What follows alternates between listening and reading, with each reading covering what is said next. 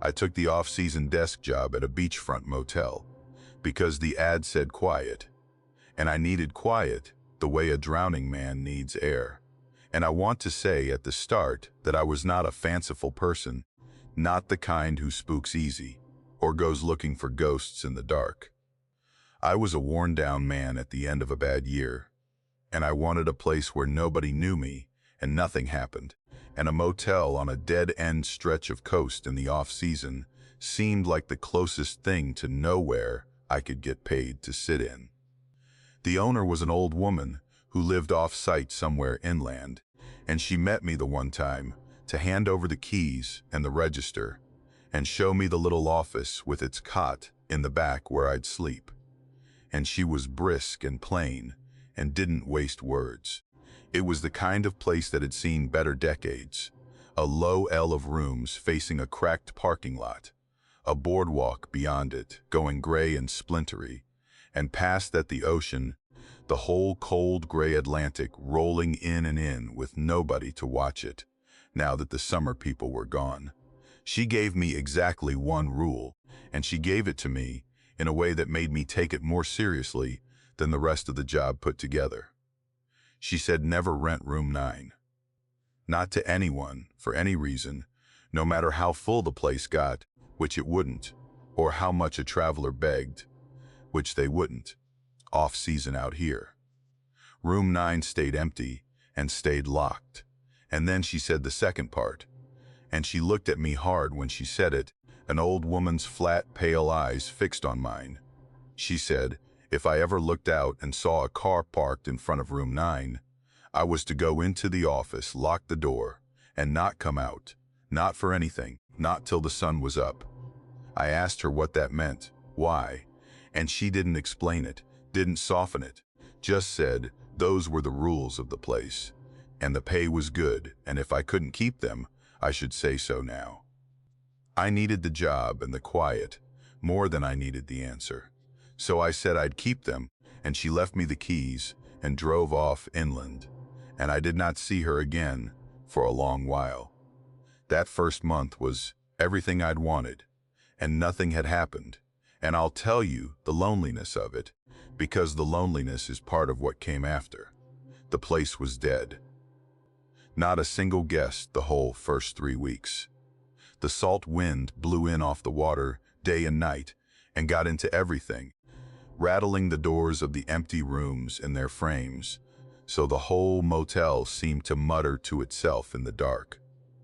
And the ocean past the boardwalk never stopped, that gray endless rolling that you stop hearing after a while, and then hear again all at once at 3 in the morning, like the breathing of something enormous.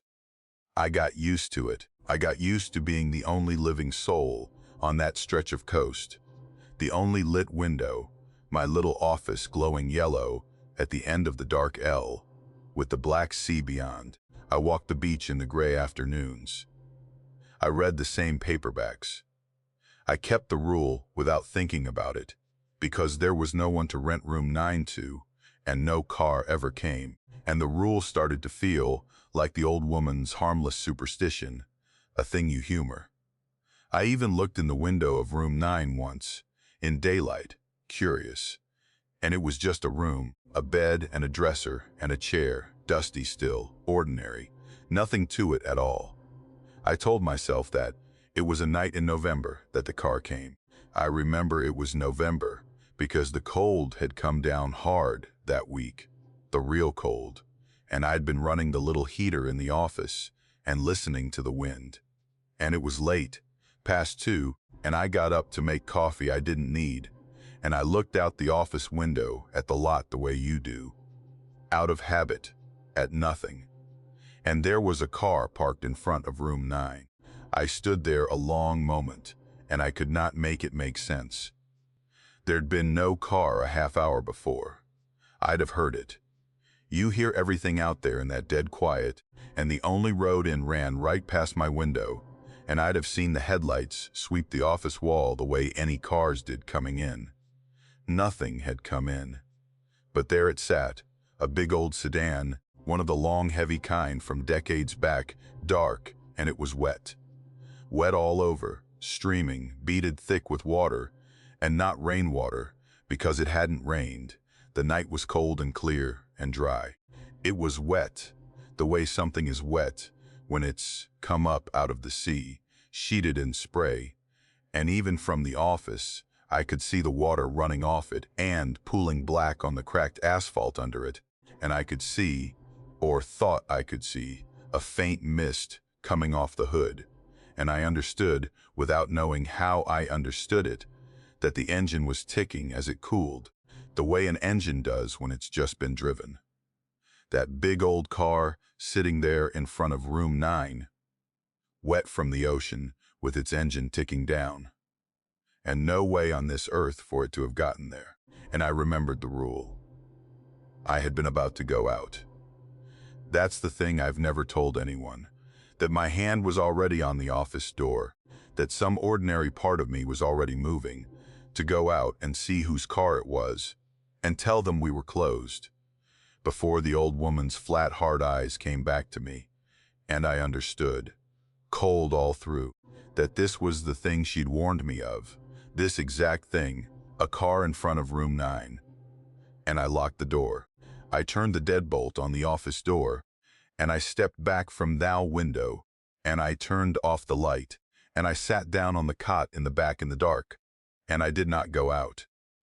I heard them all night. That's the part I carry. It wasn't silent. I almost wish it had been. Down at the far end of the L, at room 9, I heard the motel room door open.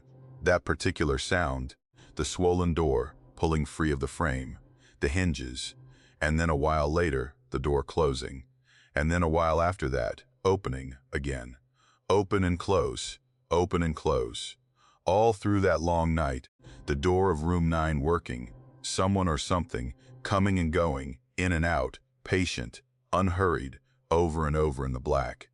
And there were voices, low, down at that end, more than one, a murmur of talk too far and too quiet to make out words but unmistakably voices, a slow murmuring conversation going on in and around that room, in the dead middle of the night, calm, easy, the voices of people with all the time in the world. I sat on the cot in the dark office, with my knees drawn up like a child, and I listened to them, and I did not move, and I prayed, which I hadn't done in years, that they'd keep to their end and leave me to mine. They didn't, quite. Once, deep in the worst of the night, I heard footsteps cross the lot.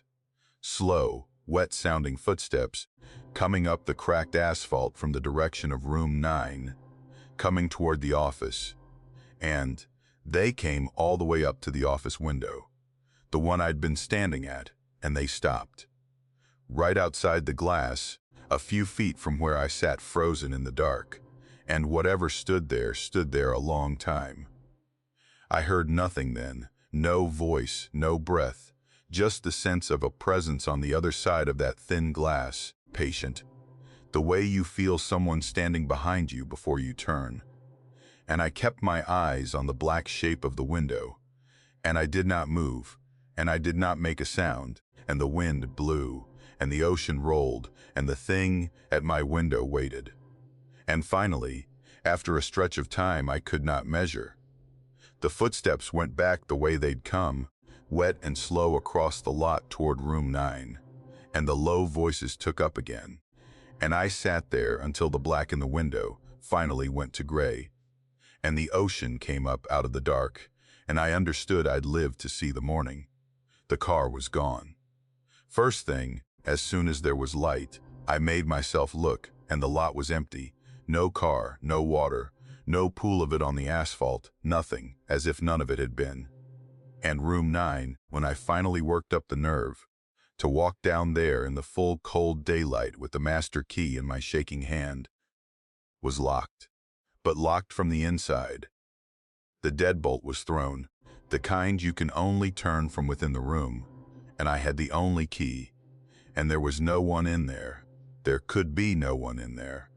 And I stood at that door a long time before I let myself in, and when I did, the room was empty and still and ordinary, the way it had always been, except for the bed.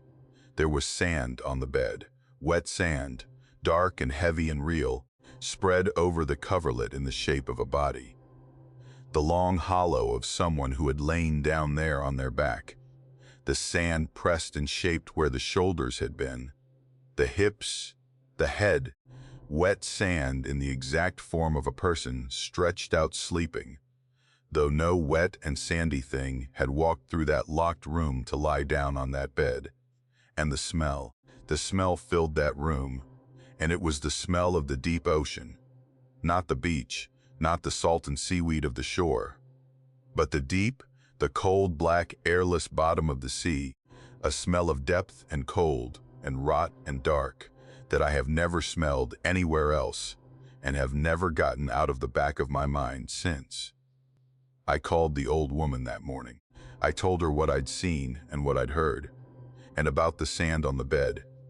And she was quiet on the line a long while, and when she spoke, she didn't sound surprised, only tired, the tiredness of someone who's carried a thing a long time.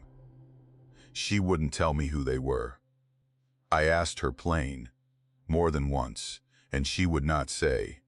And I've come to think she didn't rightly know herself, only knew the shape of it the way you know the shape of a thing that was handed down to you. What she told me was this, that they came a few nights, each off-season, always the same car, always to room 9, and that as long as whoever kept the desk kept the rule, locked the door, and stayed inside, and did not go out to them, they kept to their room and their night, and were gone by morning, and no harm came of it. And then she told me the last thing, the thing I think she told me as a kindness, to make sure I understood the weight of the rule. She said the clerk before me hadn't kept it. That one off-season night he'd looked out and seen the car in front of room 9, wet with spray and ticking, and whatever curiosity or foolishness moved him, he'd unlocked the office door and gone out across the lot to see who it was, and that he was never found. Not his body, not a trace of him, only his own car, still parked where he'd left it in the staff spot, and the next morning it too was wet, sheeted in sea spray, sitting there streaming in the dry, cold dawn with its engine, they said, still ticking as it cooled. I kept out the rest of that off-season, and I kept the rule. And there were 2 more nights the car came, and both times I turned off the light and sat on the cot in the dark and listened to the door of room 9 open and close, and the low voices murmur till dawn. And both times I did not go out, and both mornings there was wet sand shaped like a sleeper on that bed, and the smell of the deep black sea in that locked room.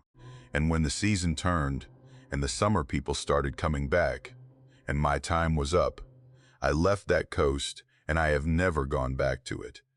But I think about it, on the cold nights, more than I want to.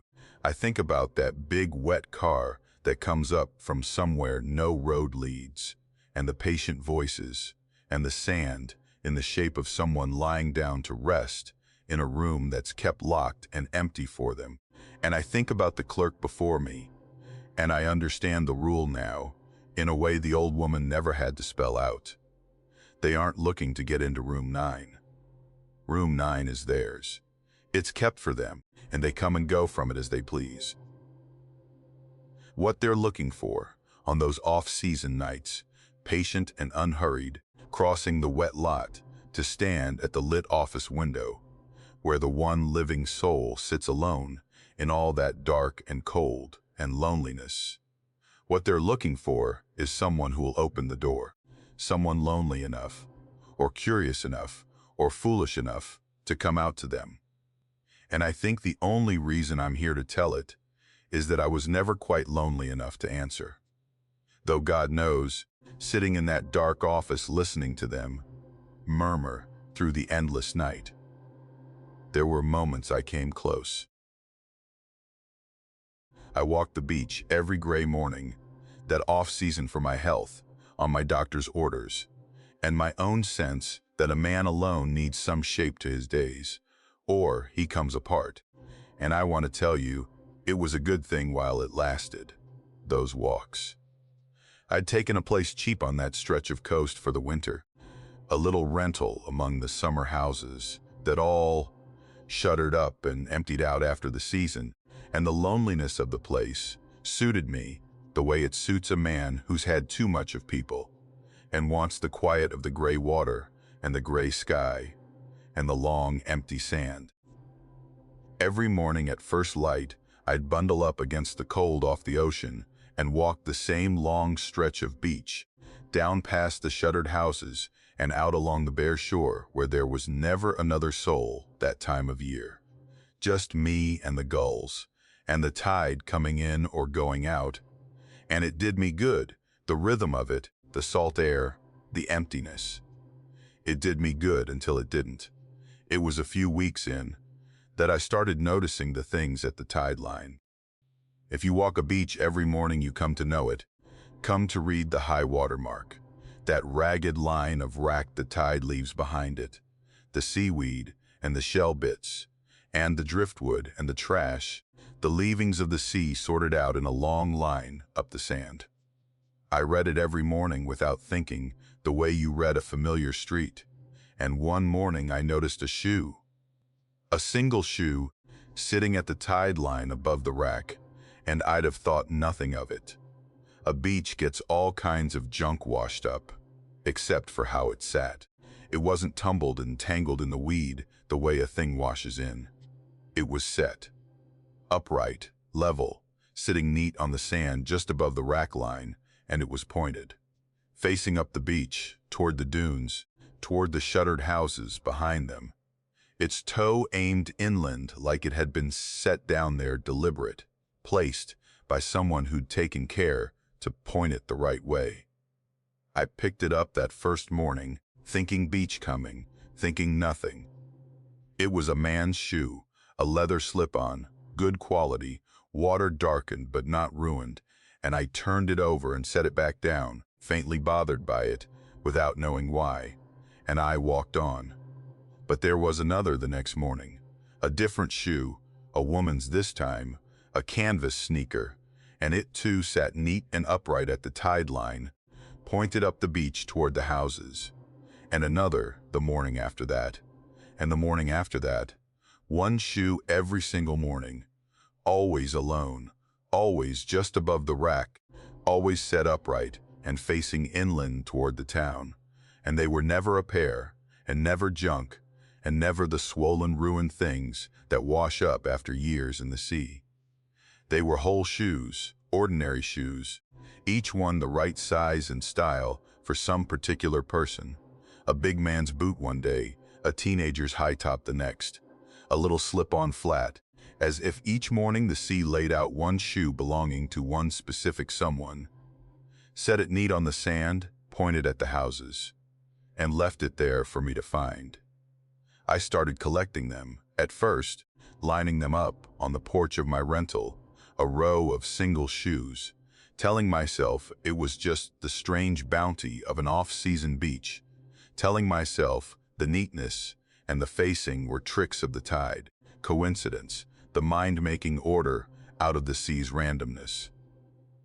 And then one morning I stopped collecting them, and I stopped walking easy on that beach, because I picked up the shoe that was waiting at the tide line and I recognized it. It was a child's sneaker, small, a little boy's, and it had a cartoon character on the side, a particular one, a bright, silly thing, and I knew that shoe. I knew it because I had seen it on a living child's foot.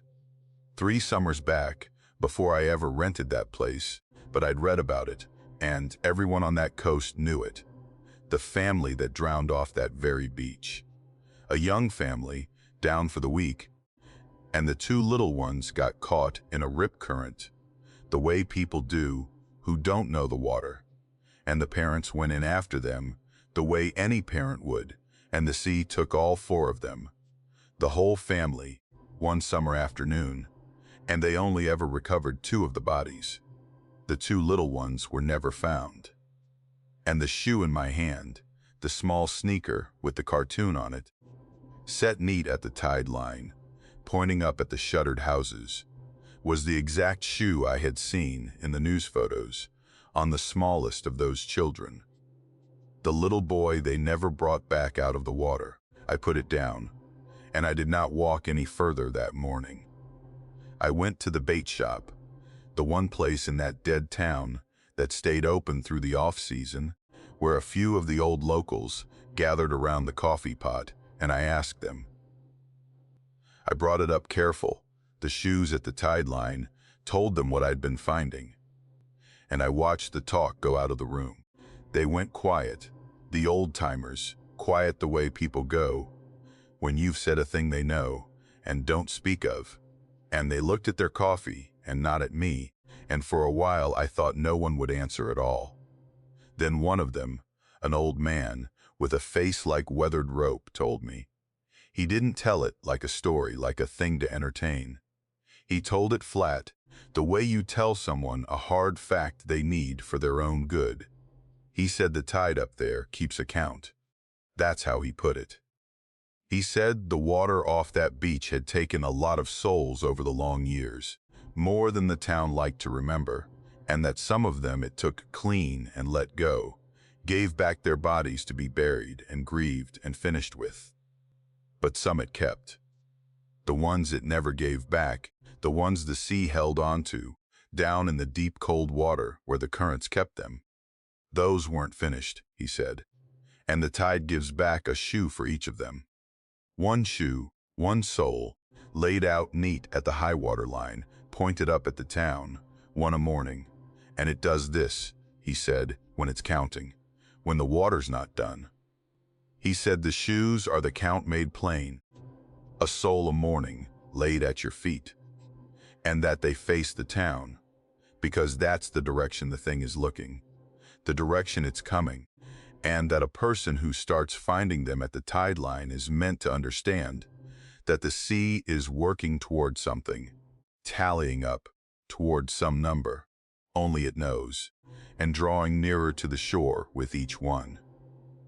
And then he told me the last of it, and he looked at me when he said it, the way the old woman at the motel would have, the way people look at you when they're handing you something heavy.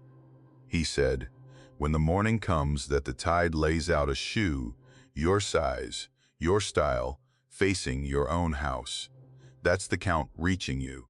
That's the water telling you you're the one it's counting toward now. And on that morning, he said, you do not walk that beach again. You stay up off the sand, you stay away from the water, and you pray the count moves on past you to somebody else. I stopped walking the beach after that. Mostly. I'd go down to the top of the dunes some mornings and look, because I couldn't quite stay away, couldn't quite stop needing to know, and every morning there was a shoe. I stopped picking them up. I'd just look, from up on the dune, at the single shoe, set neat at the tide line, pointing up toward the houses. And I'd try to tell whose it might be. And I'd go back to my rental and lock the door, and try not to think about the count getting closer, whatever it was counting toward, whatever number the sea was working its way, up to down in the cold and the dark. And then came the last morning. I went to the top of the dune the way I did, in the gray first light, and I looked down at the tide line, and there was a shoe. And even from up on the dune I knew it, the way you know a thing about yourself. It was my size, my style. The particular kind of shoe I wear, the kind that was sitting on a shelf in my rental behind me that very moment. And it sat there at the high water line, neat and upright and level. And it was pointed up the beach. Not at the town in general, but up the line of the dune, at my own rented house, at me standing there on the dune, looking down at it. My shoe, facing my house, laid out by the tide in the gray dawn. And the sea beyond it was flat calm. That's the thing I can't shake. Not stormy, not wild, not the churning surf that takes people. It was flat and gray and still and patient, the whole vast cold ocean lying quiet as a held breath under the pale morning sky. And it had reached me. The count had reached me. I have not gone back down to the water since. Not to the beach, not to the dune, not near it. I stay up at the house, up off the sand, the way the old man said, and I've mostly stopped going out at all, and my time in that rental is near up, and I'll be leaving that coast, and I never intend to lay eyes on that ocean again, as long as I live. But it doesn't seem to matter, the staying away, because I can hear it from the house all night. The old man told me the shoes were, the count made plain, one a morning, drawing nearer. And I understand now that the count didn't stop when it reached me, that reaching me wasn't the end of it, only a stage of it. Because the sea is patient, and the sea is not done, and every night now, lying awake in that rented bed, with the shuttered houses dark and empty all around me, and not another living soul, for a mile up that cold coast, I can hear the water. Not stormy, calm, that flat gray patient ocean, rolling in and in against the sand in the dark, slow and steady and unhurried, and I lie there and I listen to it, and I cannot make myself believe anymore that it's only the tide, because it has a rhythm to it, in the dead of the night, a slow, deliberate counting rhythm, in and back, and I know now that it's still counting, that it reached me, and it's counting still, working its way not up the beach anymore, but up toward the house, toward the door, toward the room where I lie listening, and that one of these nights the count is going to arrive, and there won't be a shoe laid out at the tide line in the morning for anyone to find, because there won't be anyone left in this house to have worn it. I was the winter caretaker for a shuttered amusement pier the year I needed to disappear for a while, and I'll tell you, it was the perfect job for a man who wanted to be alone, because there is nothing on this earth lonelier than an amusement pier in the off-season.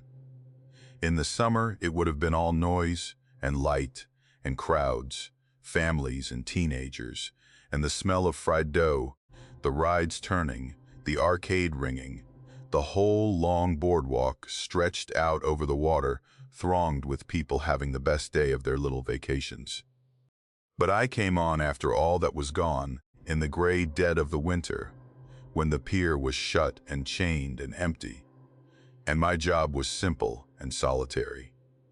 Keep the pipes from freezing in the maintenance sheds, keep the vandals and the storm damage at bay, walk the boards once a night with a flashlight to make sure the old structure was holding, and otherwise stay out of the way in the little caretaker's room at the shore end and let the long cold months go by. It suited me. The pier ran out a good long way over the sea, a skeleton of a thing that time of year, the ride standing chained and rusting against the gray sky, the arcade dark, the game stalls shuttered, the whole boardwalk a bare gray spine stretched out over the cold water. And I had it entirely to myself, me and the wind and the ocean rolling underneath the boards. The isolation didn't trouble me, I'd wanted it. What troubled me, when it came slow, the way these things do.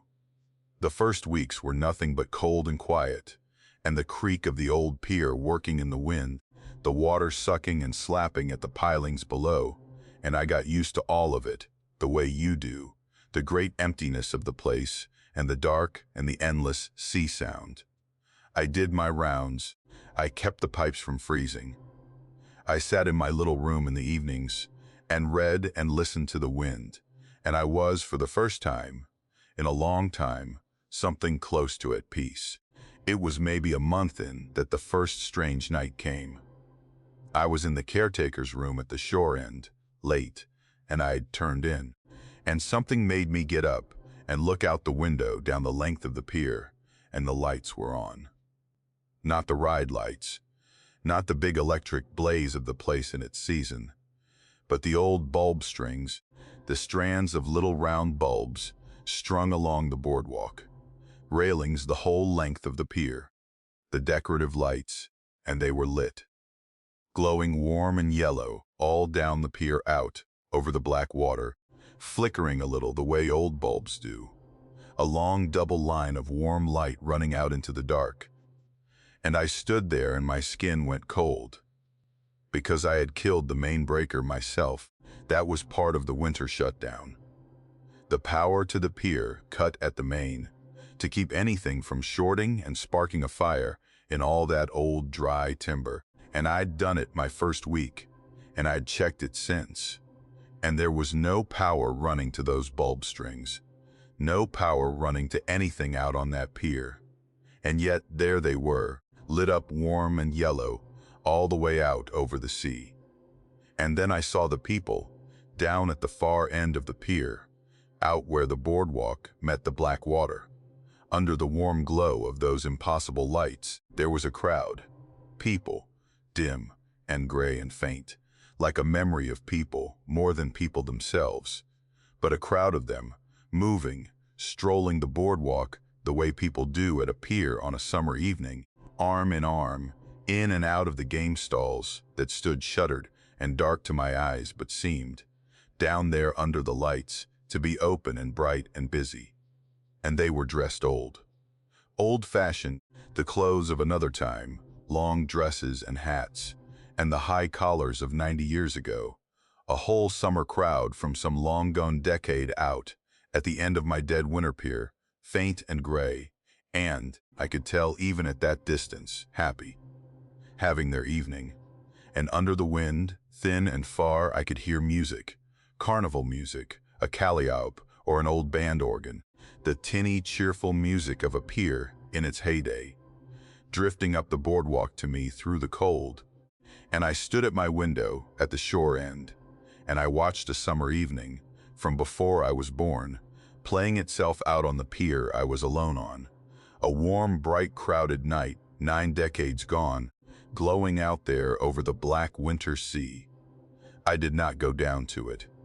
I want to tell you that plainly, because everything in me that first night wanted to, and I didn't. And I think the not going is the only reason I'm here. It was beautiful, is the thing. It was warm and bright, and full of life and music and people. And I was so alone, so cold and so alone, at my end of that dead pier. And the pull of it was real.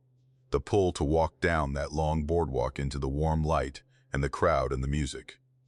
But some older, deeper part of me, the animal part that knows things the mind won't say, stood me still at that window, with my hand on the cold glass. Because you do not walk into a crowd that isn't there. You do not walk toward warm lights on a pier where you cut the power yourself.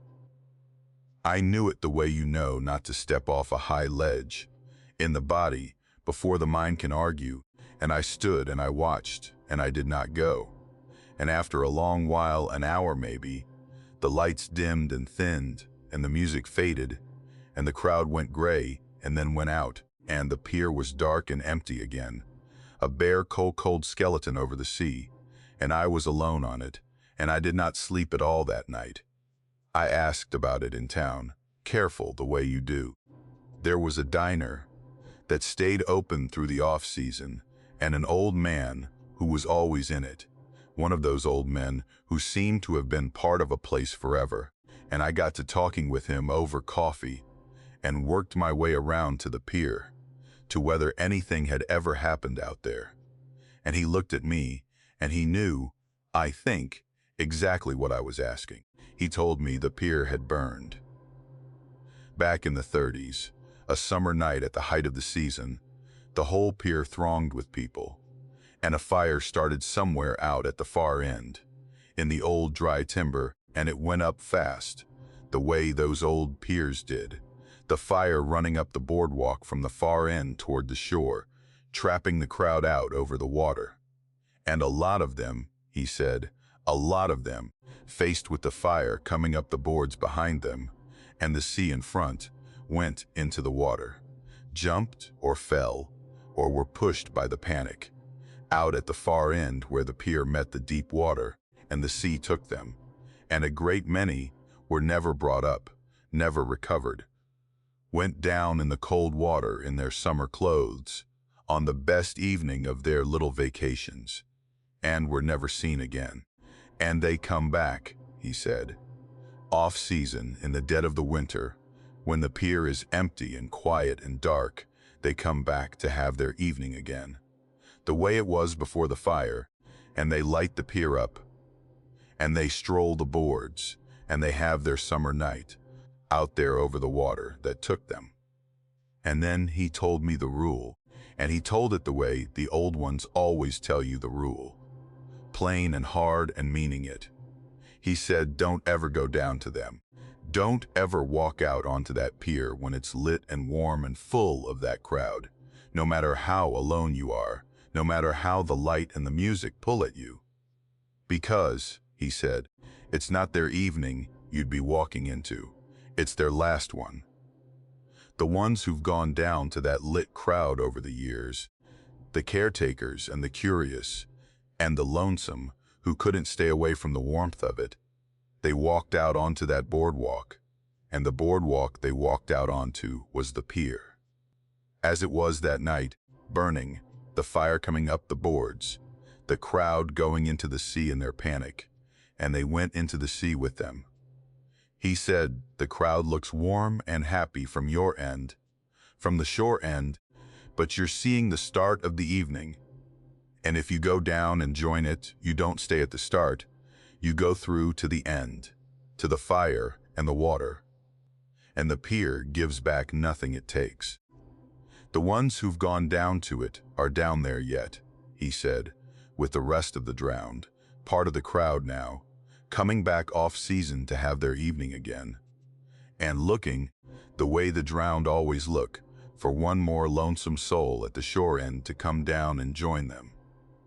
I finished out that winter. I had to. I needed the job, and I needed the money, and I'd nowhere else to go. And so I stayed on that dead pier through the cold months.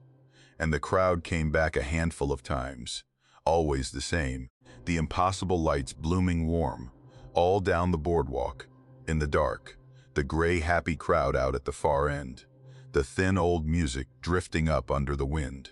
And every time, I stood at my window at the shore end, and I watched, and I did not go down, and I'll tell you it got harder, not easier, as the winter wore on and the loneliness got into my bones, because I came to feel that they knew I was there, that the crowd, faint and gray and far, was aware of the one living man at the shore end, and that the whole warm, bright evening was, in some way, laid out for me, an invitation, the lights and the music, and the happy strolling crowd, all a lure cast up the boardwalk toward the lonely watcher at the shore, and some nights the pull to just walk down and join them.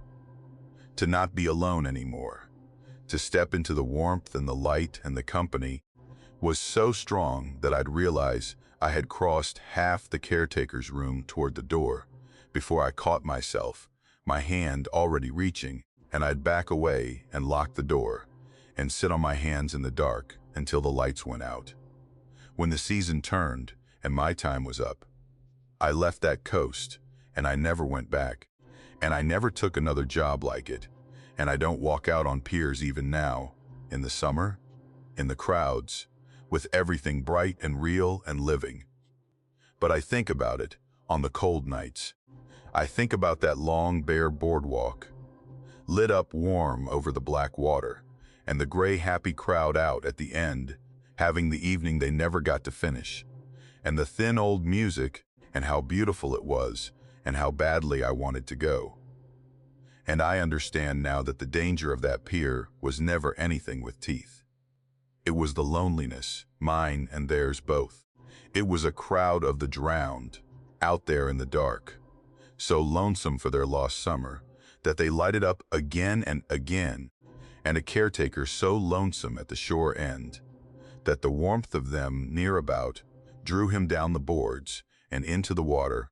And I think of all the ones over the years who weren't quite strong enough to stay at their end, who walked down that inviting boardwalk toward the light and the music and the company, and went through the evening to the fire and the sea, and are out there still, part of the crowd now, warm and gray, and happy at the start of an evening that always ends the same way, calling, in the only way they can, for one more lonely soul to come down and join them. I rented a house cheap for the whole off-season on a street of summer homes, and I went into it with my eyes open, knowing exactly what I was buying, which was solitude. The rental agent had been plain with me. The street was all summer places, she said. Vacation homes owned by families from inland who came down for July and August, and then closed the houses up tight and went back to their real lives. And after Labor Day, the whole lane would empty out. Every house shuttered and dark, and I'd be the only living soul on it. Through the long, cold months by the sea. She said it like a warning, like she expected it to put me off. And instead, it was the very thing that decided me, because I had come to that coast precisely to be alone, to hold down one quiet, lit window at the end of a dark lane, and let the winter pass over me without another human being to answer to. So I took it, and Labor Day came and went, and the vacationers packed their cars and closed their houses and drove away inland, and the street emptied out exactly as she'd said. And I was alone on it, and for a few weeks, that was the finest thing I'd ever known. I want you to understand how much I wanted the aloneness, because it makes what came after harder to explain, and because the wanting of it is what kept me there past when I should have gone. The street was a short one, a dozen or so houses along a lane that ran down toward the water. Old houses, most of them, weathered gray shingle places with deep porches. And after the season, they stood shuttered and dark and silent, their windows blank, their driveways empty, the summer furniture stacked and covered on the porches. And there in the middle of them was my rental, my one warm lit window in all that dark. And I loved it, the completeness of the quiet, the sense of being the last person awake in the world, the sea rolling in past the ends of the lane, and nothing else moving anywhere. I'd sit up late with a book and the wind, and I felt safe in a way I hadn't in years, wrapped in all that empty dark. It was a few weeks in that I started seeing the lights. The first time I hardly registered it, a warmth in the corner of my eye as I passed my own window late one night. And I looked out, and there was a light on in the house across the street. A soft light in a downstairs window, the warm yellow of a lamp or a kitchen light, glowing there in a house I knew for a fact was shuttered and empty, the owners gone back inland for the winter. I stood at my window and looked at it, and my first thought was the plain one, that someone had come back, that the owners had driven down for a weekend, or a caretaker had come by. And I watched it a moment, and then a figure passed the window. Just a shape, moving across the lit room behind the glass, the ordinary silhouette of a person crossing a kitchen, there and gone. And I thought nothing much of it then, and I turned away. And when I looked back a minute later, the window was dark. Just dark. And I told myself the owner had gone to bed, or I'd imagined more than I'd seen, and I let it go. But it happened again. Not every night, and never for long. That was the pattern of it as the weeks went on. A warm window here, in a house down the lane that had no business being lit.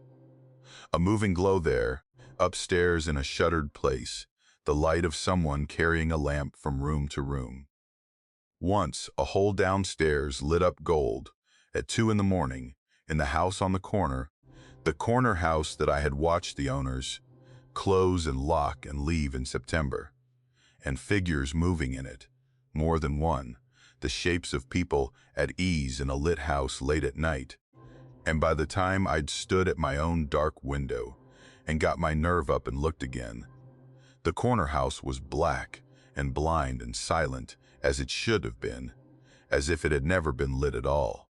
And I began to be afraid, in that slow creeping way, because a light you can explain, but a light that goes out the moment you truly look at it, in house after empty house, up and down a lane where no one is supposed to be, that you cannot explain, and the mind starts reaching for the reaching explanations. Squatters, I told myself. That was the one I held on to longest, because it was the one that let me keep sleeping.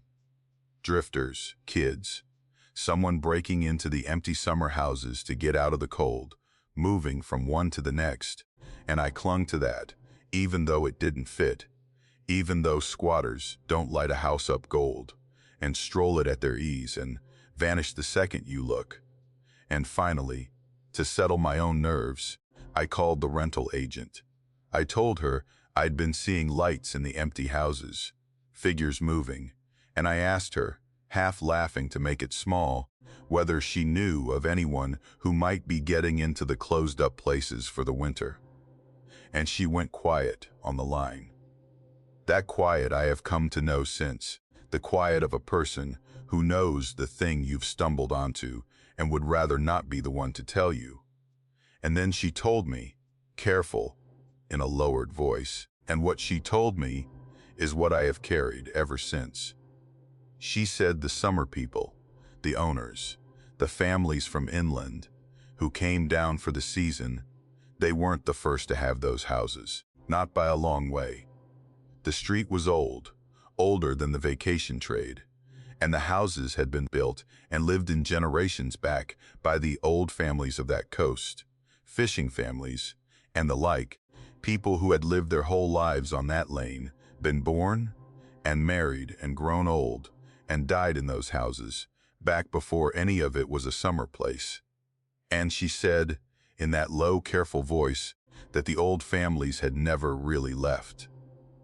That the summer people were only the latest tenants of houses that still belonged, in the way that matters, to the ones who'd built them, and that the old families kept their winters there, the way they always had.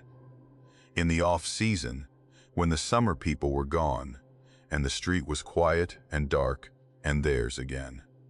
She said it was their time, the winter, the empty months, and they came back to it, to their houses, to their lane, and lived their winters over in the dark, the way they had in life. And then she said the thing that took the last of the warmth out of me. She said that a live tenant, a real living person, holding a lit window on that street through the off-season, was a rare thing, and a thing they noticed. That the old families weren't used to the living being there in their season, in their quiet, and that a lit window among all the dark ones drew them, and that they would, sooner or later, come to look in on whoever it was that had lit it. And lately they have been. That's the part I'm writing this to tell, because I don't know how much longer I've got to tell it. After that call, I stopped being able to pretend, and I started watching, and I saw the pattern of it, the thing the agent had warned me of. The lights, over the weeks, moved closer. At first, they'd been down at the ends of the lane, the corner house, the places a few doors down. But as the winter deepened, they came nearer, house by house, up the street toward mine, warm windows and moving glows drawing in from both ends of the lane, closer every week, until the lights were in the houses right beside mine, both of them, the two shuttered summer places to my left and my right that I knew stood empty and locked with their owners 4 states away. And those 2 houses light up now, most nights, warm and gold, and figures move in them. At 2 and 3 in the morning.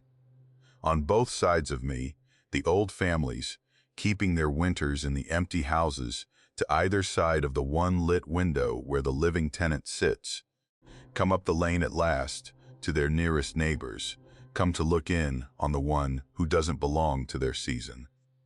And last night, for the first time, they came the rest of the way. I was up late, as I always am now, not able to sleep with the lights burning gold on both sides of me, and I heard my own front door tried. The knob turned gently from the outside, not rattled, not forced, not the rough try of a burglar.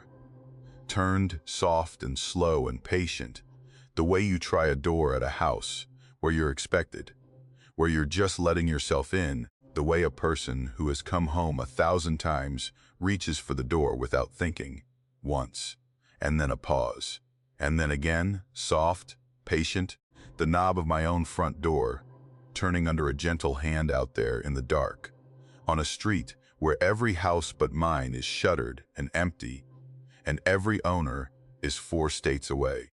And I sat frozen in my chair with the lights burning warm in the empty houses to either side, and I did not go to the door. And after a while the trying stopped, and the night went quiet, and I sat there till dawn not moving. I'm leaving. I've decided that, writing this in the gray morning light. I'll pack the car and go and give up the last of the off-season and my money, and I'll never see this coast again. And I only pray I can get out before tonight, before the dark, before the lights come up gold in the houses beside me and the gentle patient hand comes back to my door.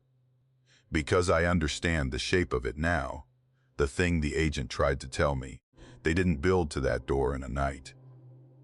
They came up the lane all winter, house by house, patient, the way they do everything, the old families in no hurry at all, because they have all the time there is, all the winters there ever will be, and they have drawn in around me to the very houses at my sides, and now they have found my door, and tried it, gentle, the way you try the door of a house you mean to come into. And I think of the agent's low, careful voice, telling me they came to look in on the living tenant who lit a window in their season, and I think about what it means that they've stopped looking in from the houses beside me and started trying my door. And I do not think they mean to just look in anymore.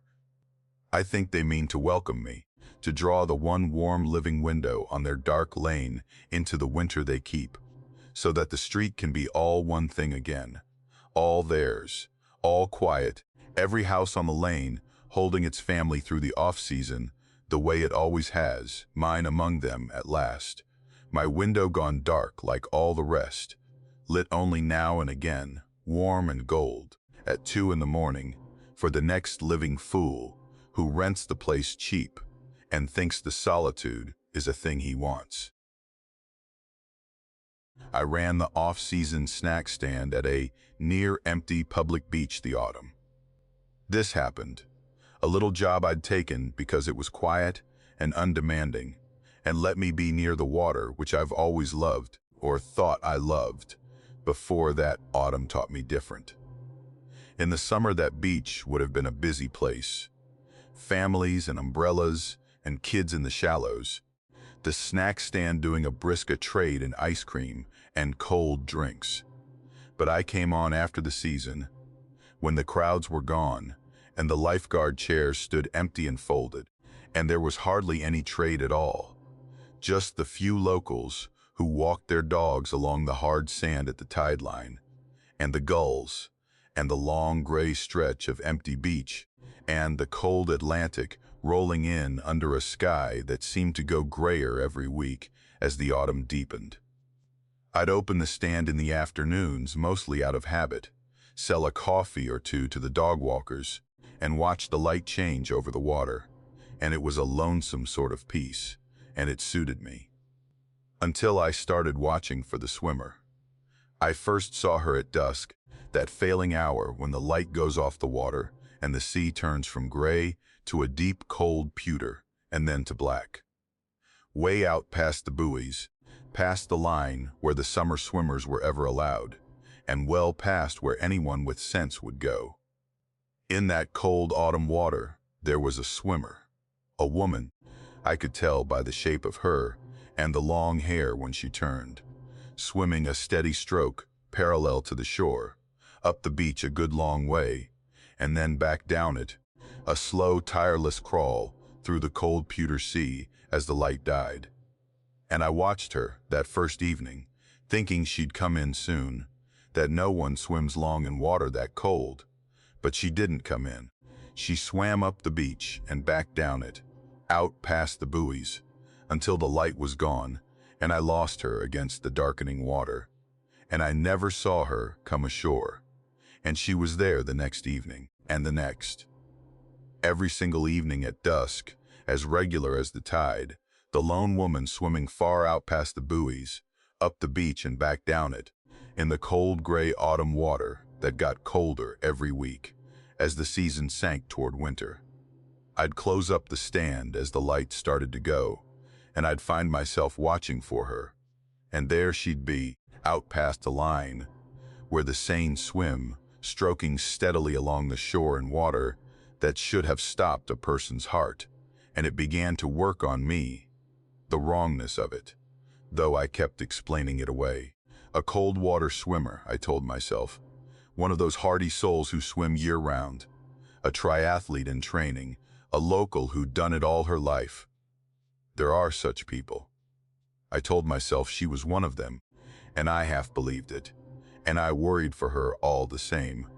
The way you worry, watching anyone alone in a dangerous place, a woman by herself, far out in that cold black water at dark, with not another soul on the whole beach but me. And it was the worry, in the end, that near about took me. Because one evening the worry got the better of me, and I decided I couldn't just watch anymore, that if she got a cramp or the cold took her, or the current caught her, there'd be no one but me to know, and I ought at least to wave her in, to tell her it wasn't safe, to make her come ashore before the dark. So, as the light was going, I closed up the stand, and I walked down the long gray beach to the waterline, down to where the cold sea slid up the sand and back, and I raised my arms and I called out to her and waved her in. Big, broad waves. Come in, come ashore. It's not safe. And she stopped swimming. Out there past the buoys, in the last of the light, she stopped her steady stroke, and she went still in the water, treading, and she turned. She turned in the sea and faced the shore, faced the beach, faced me standing there at the waterline, with my arms half raised. And even at that distance, in that dying light, I felt her look at me, felt her attention come across all that cold water and fix on me the way you feel a look land. And then she lifted one arm out of the sea, slow, and she waved. But it wasn't a wave back. It wasn't the wave of a swimmer acknowledging the fool on the shore. I see you, I'm fine. It was a beckoning. Her arm came up out of the black water, slow and dripping, and she waved it toward herself. Come in, come out to me. The gesture you make, to call someone to you, unhurried and certain, come out to the water, come out to me. And she held it there, that raised beckoning arm, treading water far out past the buoys in the last gray light, calling me out into the sea. And everything in me went cold, colder than the water, because there was something so wrong in it that my mind, which had spent weeks explaining her away, gave up all its explanations at once. It was the wave, the awful patient beckoning of it. Come out to me.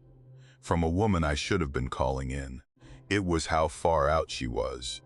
Farther than I'd let myself really reckon. Out where no swimmer treads water calm and easy at dusk in the freezing dark. And it was the way the cold didn't touch her. That's the thing I couldn't get past. Standing at that waterline, the thing my body understood before my mind would say it. A person in that water at that hour would be shuddering, gasping, ravaged by the cold, and she was not. She trod that black freezing sea easy and still and calm, her arm raised steady out of it, unbothered, at home in it, the way no living thing is at home in water that cold.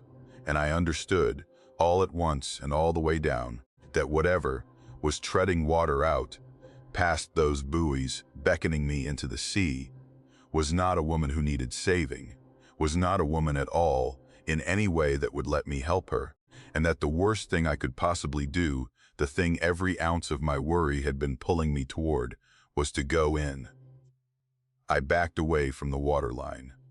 Slow at first, and then not slow, backing up the sand away from the reaching sea, with my eyes on that raised beckoning arm. And she watched me go. She didn't lower the arm. She trod water, out there past the buoys, in the last of the light, with her arm raised toward me, beckoning, patient, watching me back away up the beach. And she was still there, still treading, still beckoning, when the dark finally took her, and I couldn't see her anymore.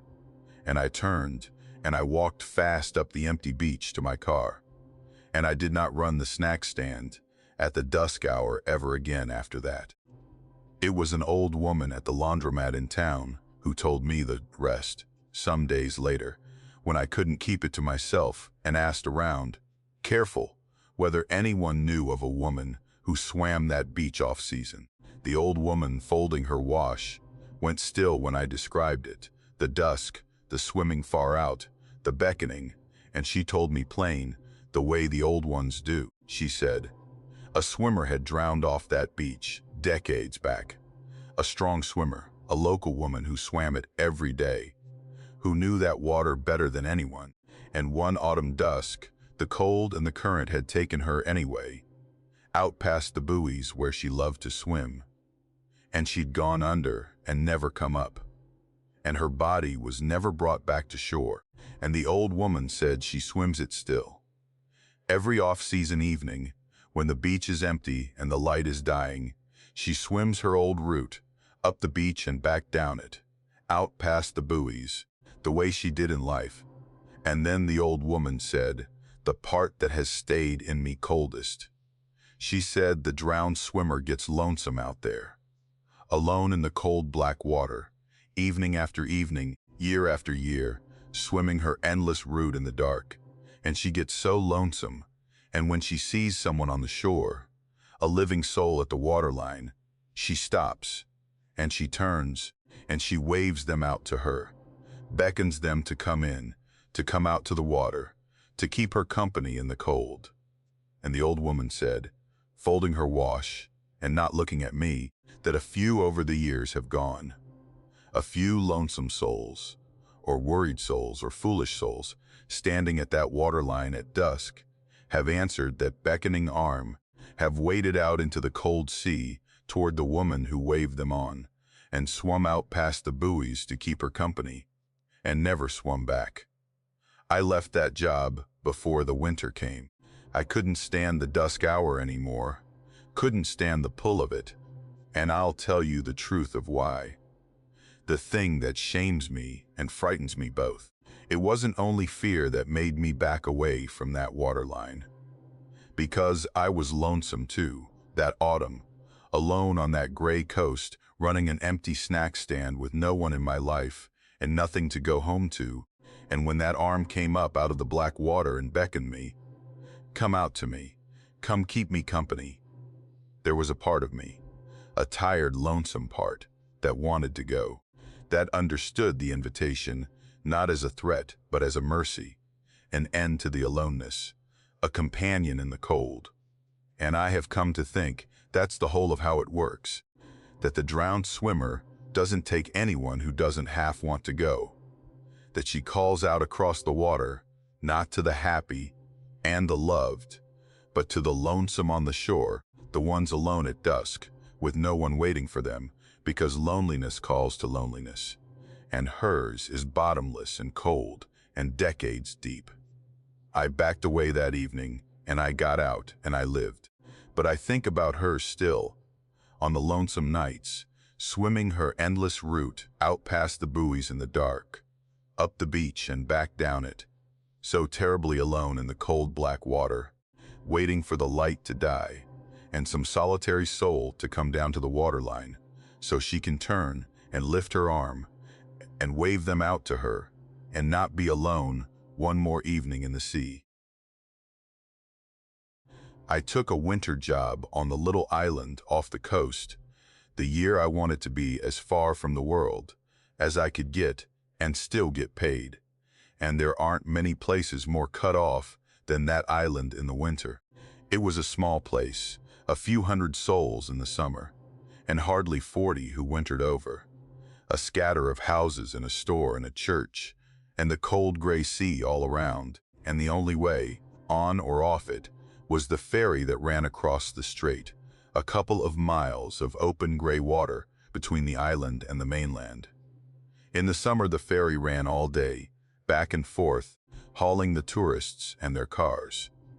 But I came on for the winter, when the island shut down to its bones, and the winter schedule was a spare thing. And the ferry captain, an old salt who'd run that strait his whole life, was the one who told me how it worked, and told me the rule, the first day I rode across with him. He was an old man, the captain, weathered down to leather, and ironed the way the men who spend their lives on cold water get. And he wasn't a talker, but he took the trouble to tell me the rule, and he told it to me in a way that made me listen even as I laughed it off.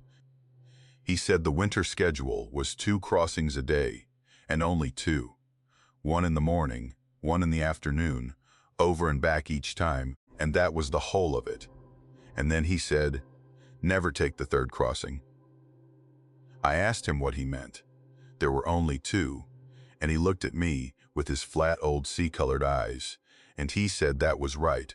There were only 2, and that if I ever stood on the dock at dusk, after the afternoon boat was long gone, and saw a 3rd ferry come across the strait, lit up and running and pulling into the dock, I was to turn around and walk back to wherever I was staying and not board it. No matter how cold I was, he said, no matter how badly I wanted off that island and home to the mainland. There is no 3rd crossing, he said, and whatever pulls into that dock claiming to be one, you do not get on it. And then he went back to minding his wheel and wouldn't say another word about it, and I stood there on that cold morning deck and filed it away as an old sailor's superstition, the kind of thing the old ones keep the way they keep a lucky knife, out of habit, and I thought no more about it. The winter came down on that island, hard and gray and lonesome, and I did my work and kept to myself, and rode the ferry across to the mainland, now and again, for supplies, or just to be somewhere with more than 40 people in it. And I learned the schedule the way you do, the morning boat and the afternoon boat. And I learned that you did not miss the afternoon boat, because if you did, you were stuck on whichever shore you were on till morning, and in the winter dark on a cold dock that was no small thing. And it was some weeks in, on a bad gray evening, with the light dying early and a cold coming down that got into your bones, that I missed the afternoon boat.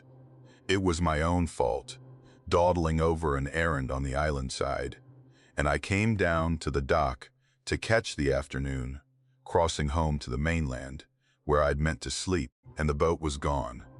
Long gone, a speck out on the gray strait already halfway across, and there I was on the island dock, with the dark coming down and the cold coming up, and no way across till the morning boat, hours and hours of freezing dark to wait through.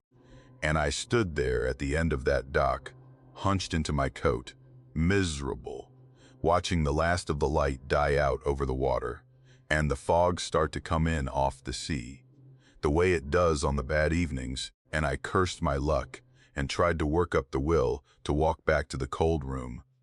I'd have to beg for the night. And then a ferry came across the strait toward me. I saw its lights first, out in the gathering fog, warm yellow lights coming across the gray water toward the island dock, and my heart lifted, foolish, thinking there'd been an extra run I didn't know about.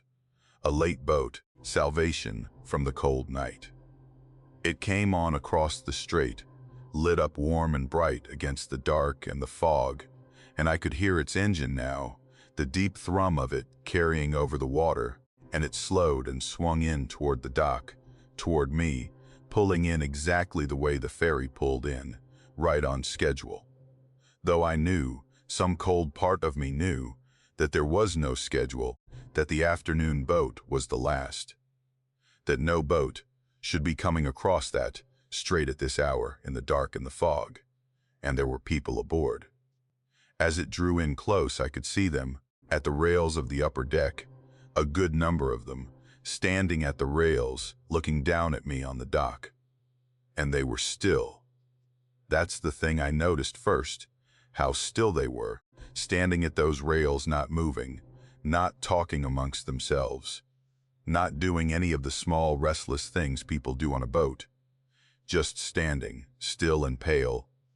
All of them turned to face the dock, looking down at me, waiting, pale faces in the warm light, still, patient, watching me on the dock and waiting, I understood, for me to board.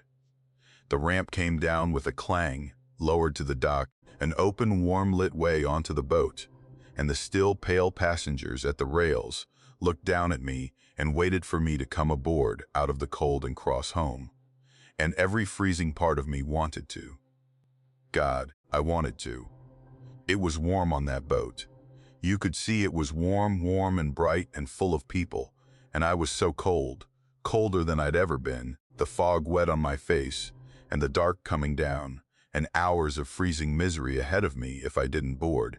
And here was the way across, warm and lit and waiting. The ramp down. Come aboard. Come in out of the cold. I had my foot moving toward the ramp before I even knew it. And then the captain's flat old voice came back to me. Out of nowhere, never take the third crossing. And I stopped, 1 foot forward, at the very edge of the ramp. And I looked up at those still pale faces at the rails, watching me and waiting for me.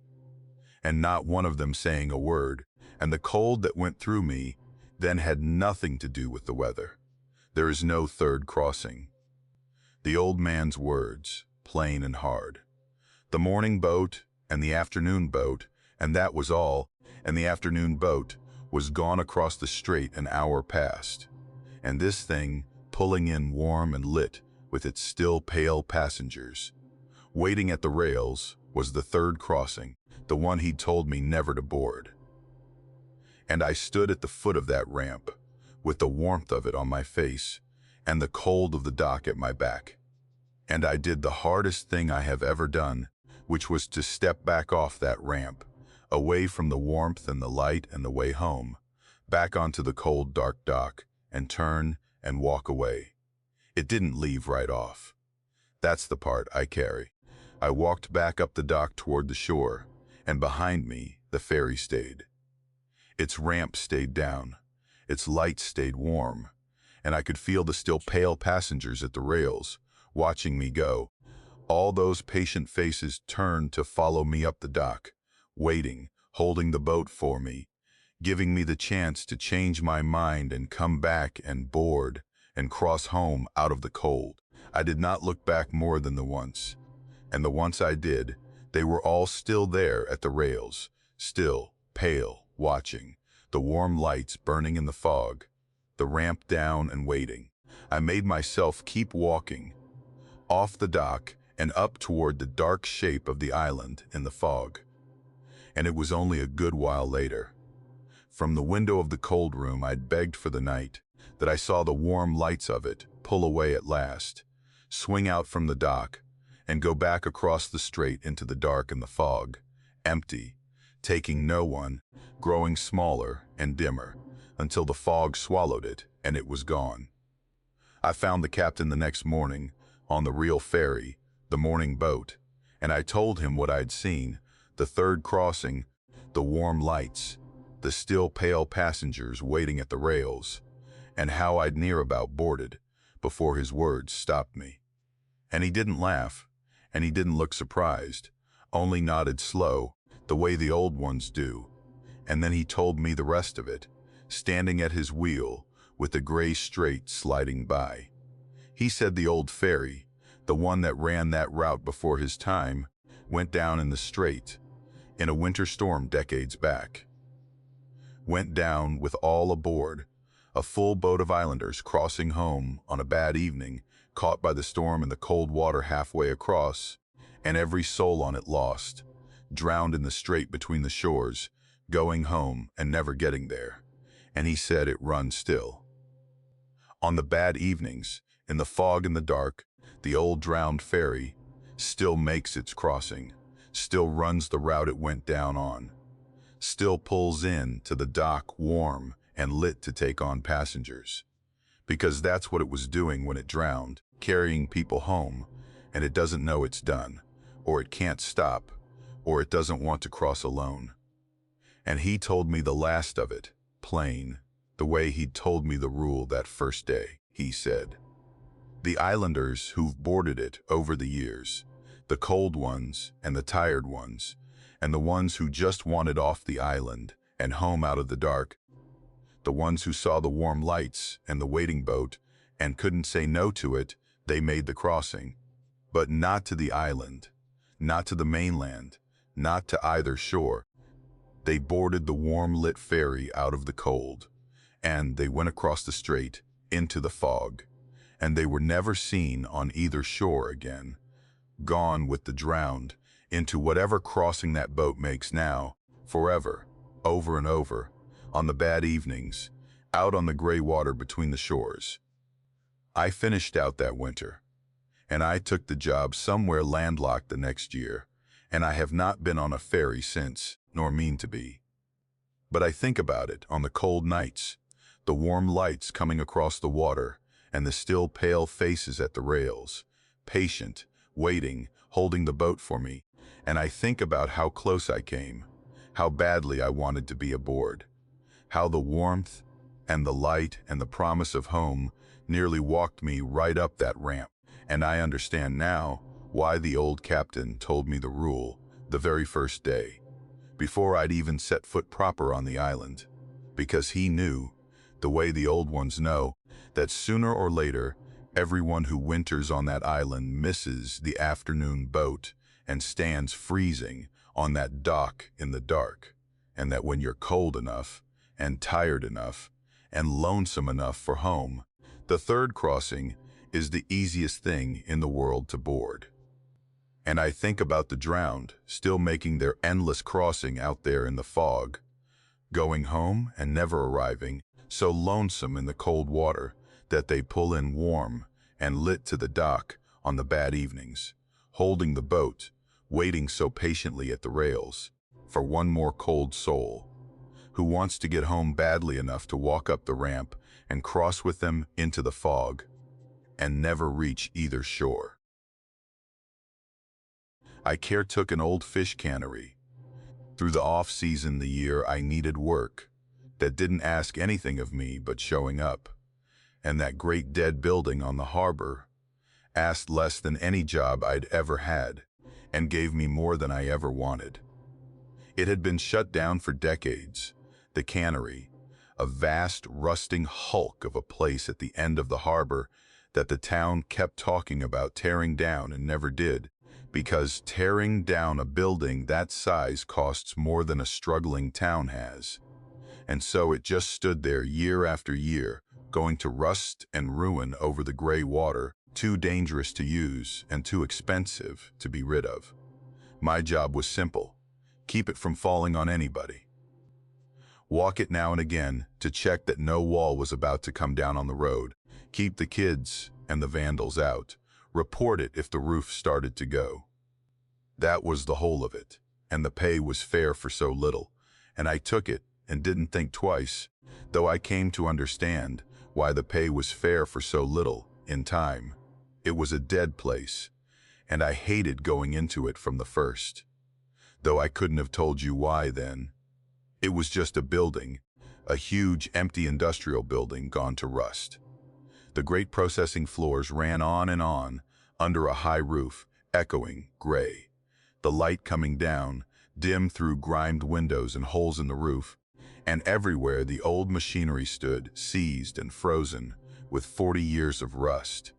The canning lines and the conveyors and the great cookers all stopped mid-motion the way they'd been left the day the place shut down, as if the work had simply ceased between one moment and the next, and no one had ever come back to finish it.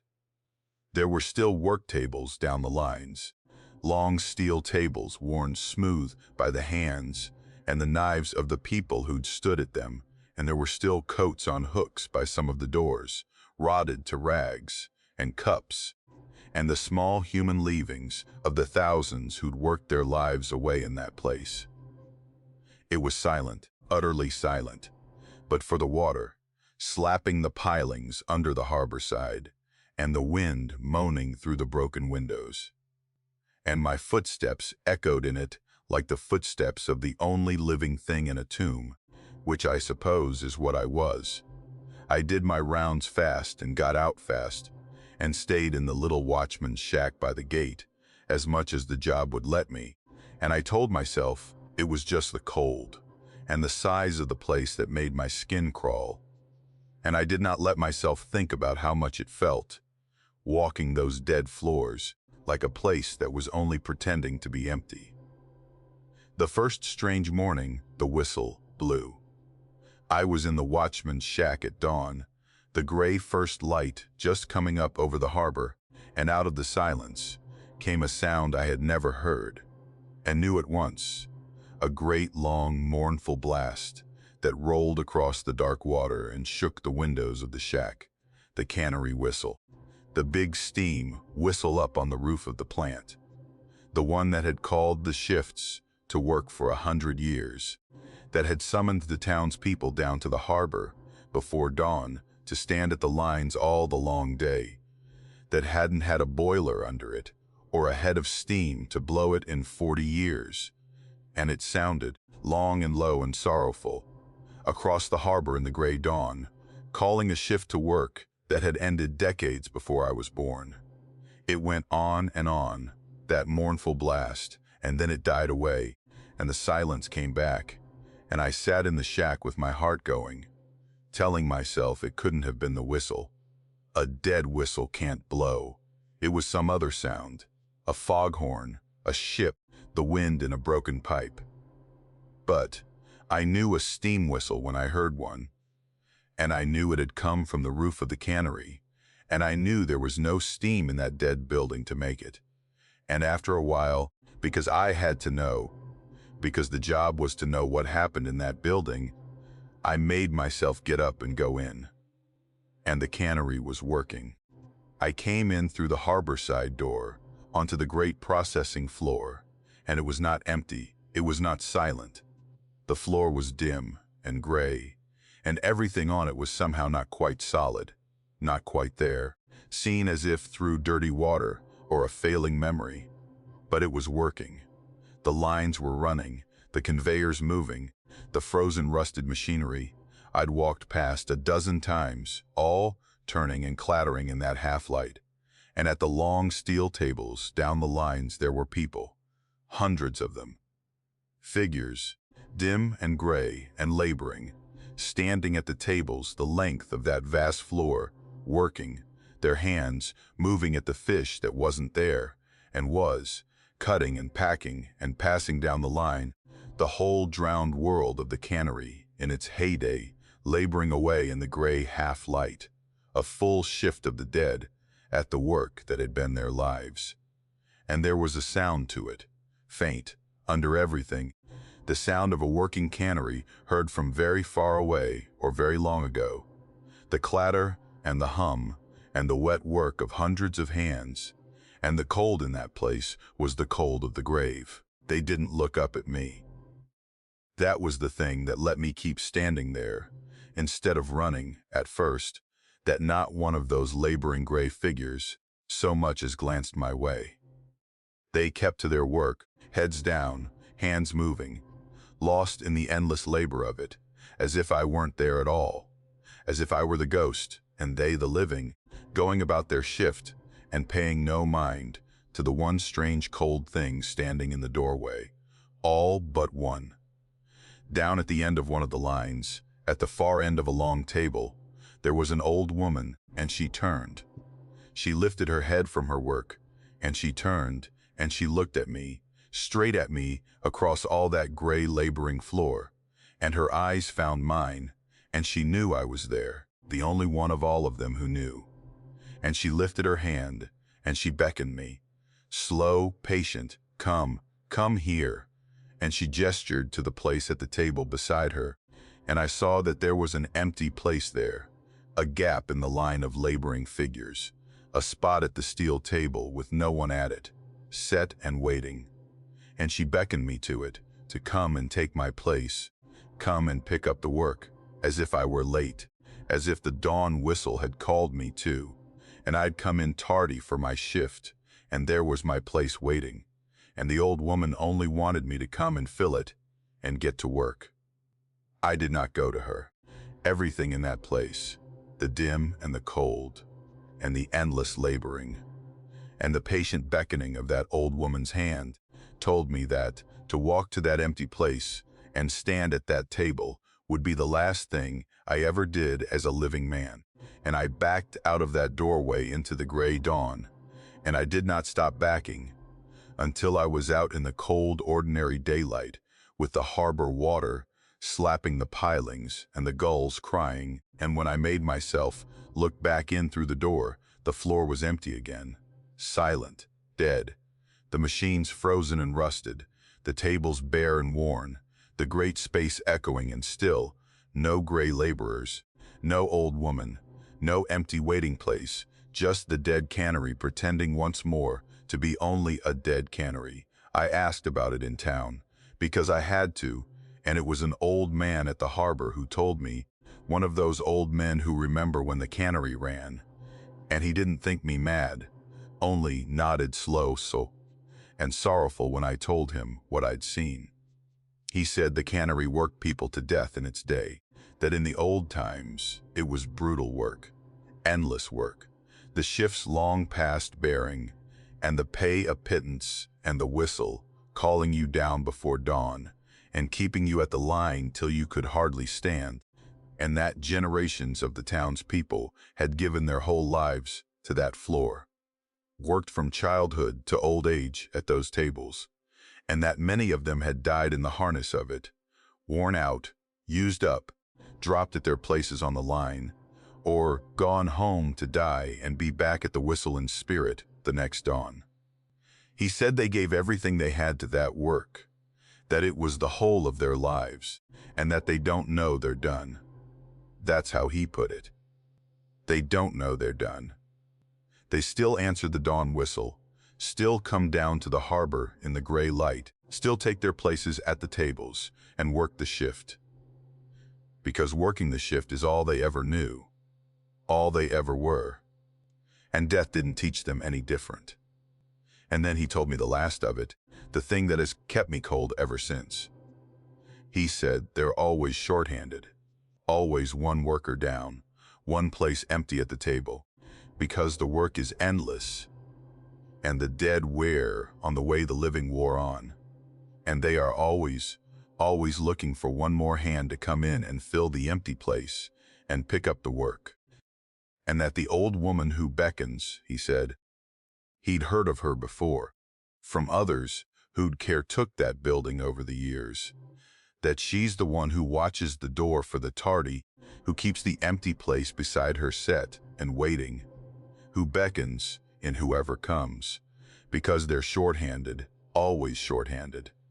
And there's a place at the table for the next one, and the next one forever. I quit that job. I finished out the week because I needed the last of the pay, and then I quit. And I never went near that harbor again.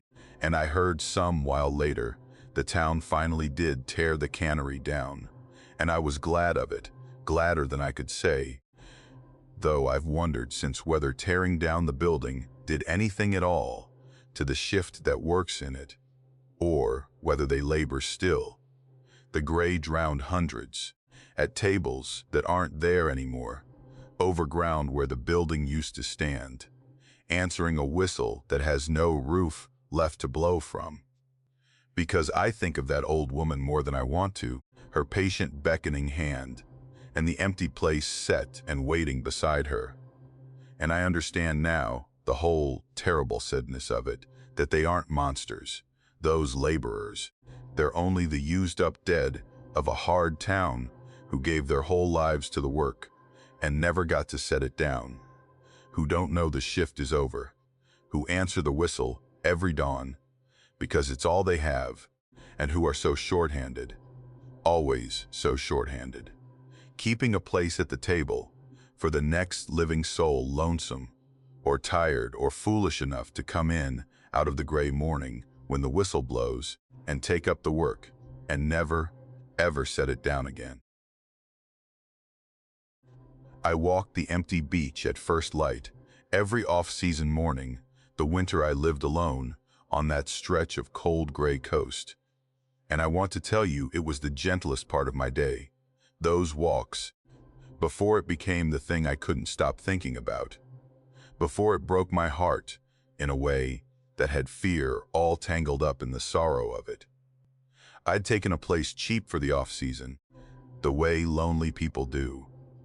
And I fell into the habit of walking the shore at dawn, out along the hard, wet sand at the tide line, when the light was just coming gray over the water, and there was no one, truly no one, for miles up that empty beach.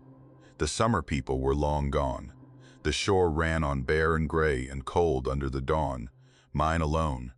And I loved the solitude of it, the emptiness, the sense of being the only soul awake on the whole coast. It was some weeks into that habit that I began to find the sandcastles. The first one stopped me in my tracks, out on the smooth, wet sand below the tide line, because it was elaborate. Not a child's lumpy little heap, but a real construction. A whole little city of wet sand, turrets and curtain walls, and a moat dug around it, packed and shaped with care, sitting there in the gray dawn on a beach where I knew for a fact there had been no one the evening before, and no one all night, and no one now but me. And I stood over it, puzzled, because it was below the tide line, down where the sea would come up and take it by noon, built in the spot where nothing you make survives the day.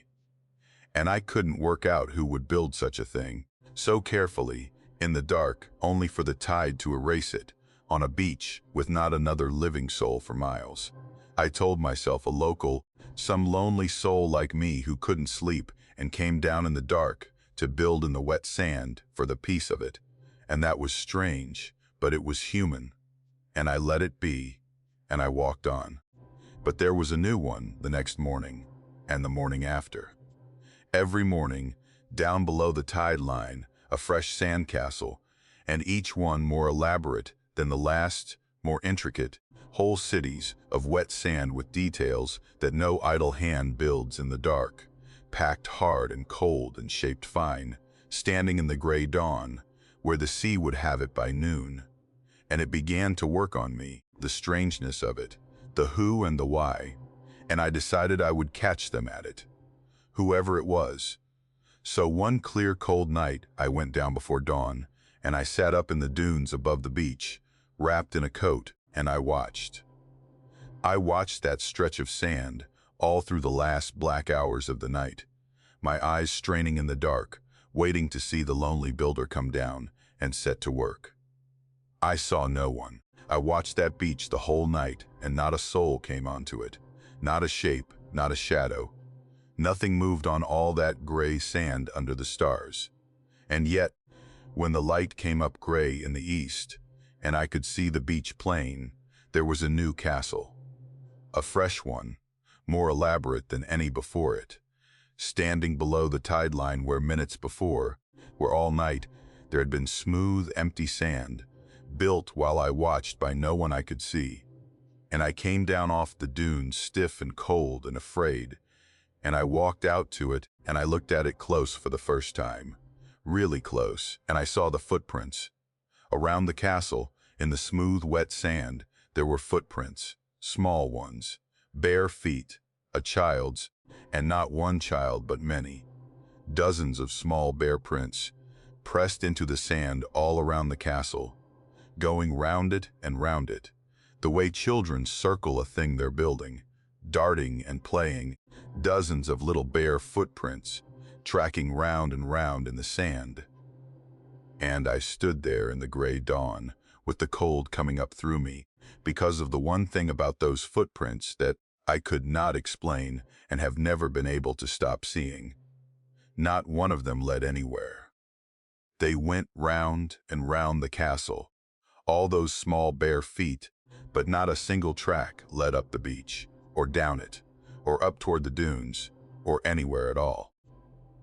The children who'd made those prints hadn't walked onto that beach from anywhere, and hadn't walked off it to anywhere. The footprints circled the castle and simply stopped at the edges, as if the children who'd made them had come up out of the smooth sand itself, or come from the one direction that leaves no track that lasts, from the water, from the sea, and gone back the same way, into the tide, into the deep, leaving only their play behind them, in the wet sand for me to find. I asked at the old church in town, the little white clapboard church that had stood on that coast longer than anything, because I didn't know where else to take a thing like that. And the minister was there, a kind, tired old man who'd had that parish 40 years, and I told him about the castles and the watching and the footprints that led nowhere. And he did not laugh, and he did not look surprised. He got a look on his face instead that was mostly sorrow. And he sat me down, and he told me. He said that 100 years back, more, a schooner had wrecked off that beach. A ship carrying families west to a new start. A lot of them, whole families crowded aboard, and it had come to grief on the bar, off that shore in a storm one night, and gone down close enough that some got ashore and many did not, and that the ones who mostly didn't, he said, were the children, the small ones, too little to fight the cold and the water, lost in the dark and the surf a stone's throw from a shore they never reached, and their small bodies mostly never recovered, taken by the sea and kept. And the minister said, gently, in his tired, kind voice, that they come back. On the off-season nights, when the beach is empty and quiet and dark, when there are no crowds and no noise, and the shore is safe and still and theirs, the lost children come up out of the shallows to play. To do the thing they never got to keep doing, the thing they were doing right up until the water took them, to build in the sand and run and circle and play in the dark on the empty beach, and then to go back into the water before the dawn. And he said it was a harmless thing, mostly a sad, sweet thing, the drowned children of 100 years past, coming up to play on the lonely nights, and that the sandcastles were only that, children at their play, and there was no harm in them, mostly. He said mostly, and then his kind, tired face went graver, and he told me the rest, the part that has stayed with me. He said, the only danger was in being out on that beach in the dark when they came up, because they get lonesome, he said.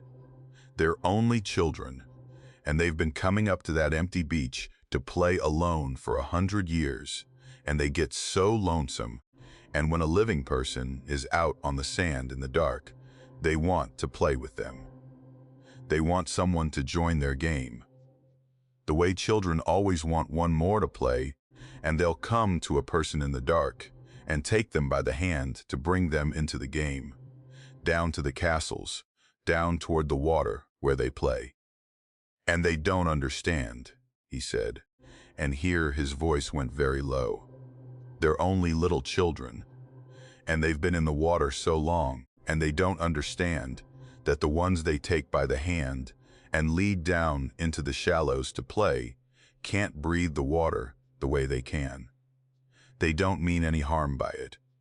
They only want a playmate, someone to build with, someone to run with, someone to not be lonesome with, and they take you by the hand and lead you into their game, into the water. And it's only after, when it's too late, that the difference between them and you comes to matter, and by then, you've gone down into the shallows to play, and you don't come back up. I stopped walking the beach at dawn after that, and I never once went down onto that sand in the dark again. Though I'll tell you the truth, the fear was only half of it.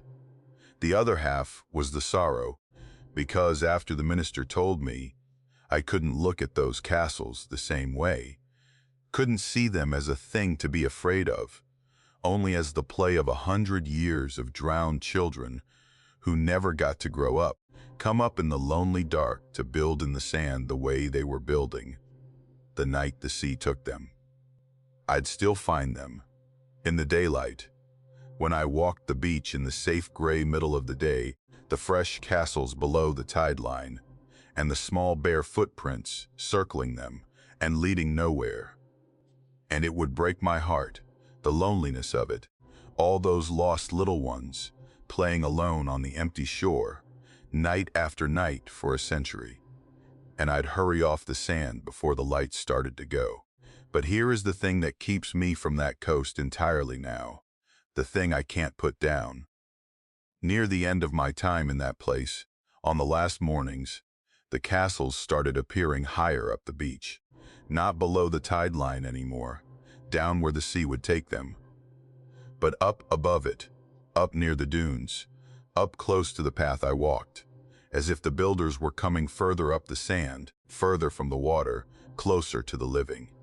And the footprints around them, the small bare prints, still led nowhere, still circled and stopped, except that on the last morning I found a castle up near the dune path, and the footprints around it did lead somewhere for the first time.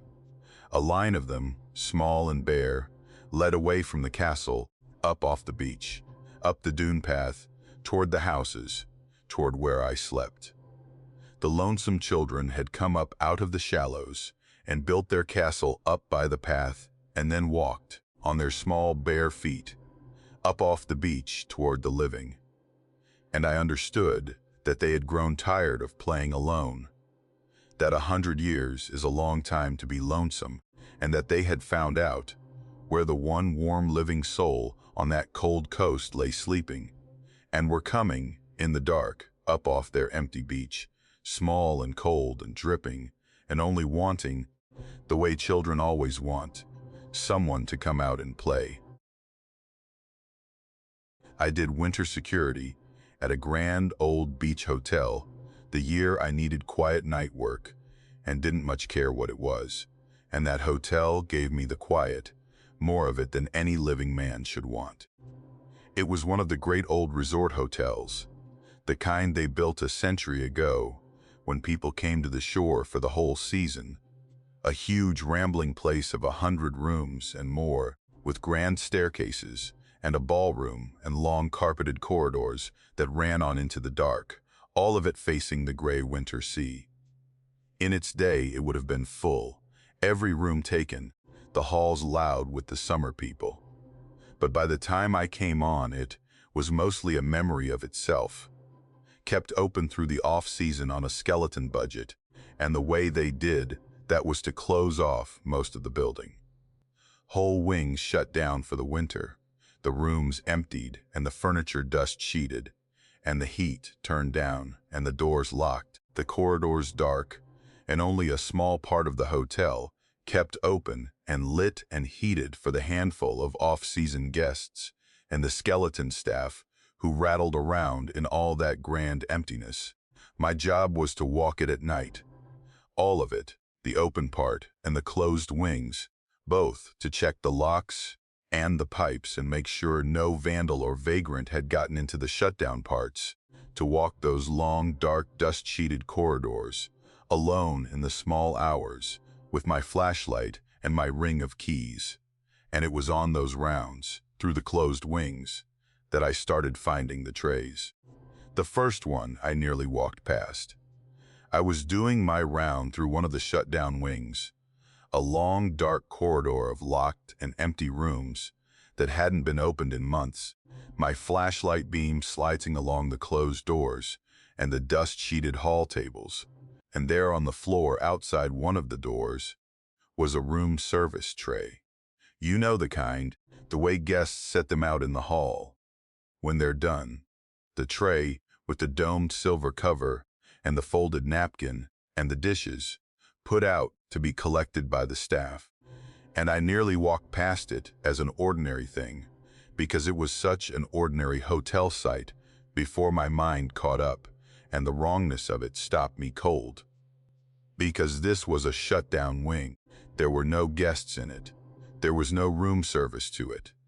The kitchen didn't send to these dark closed corridors, hadn't in months, and there was no one at all, in any of these locked and dust-sheeted rooms.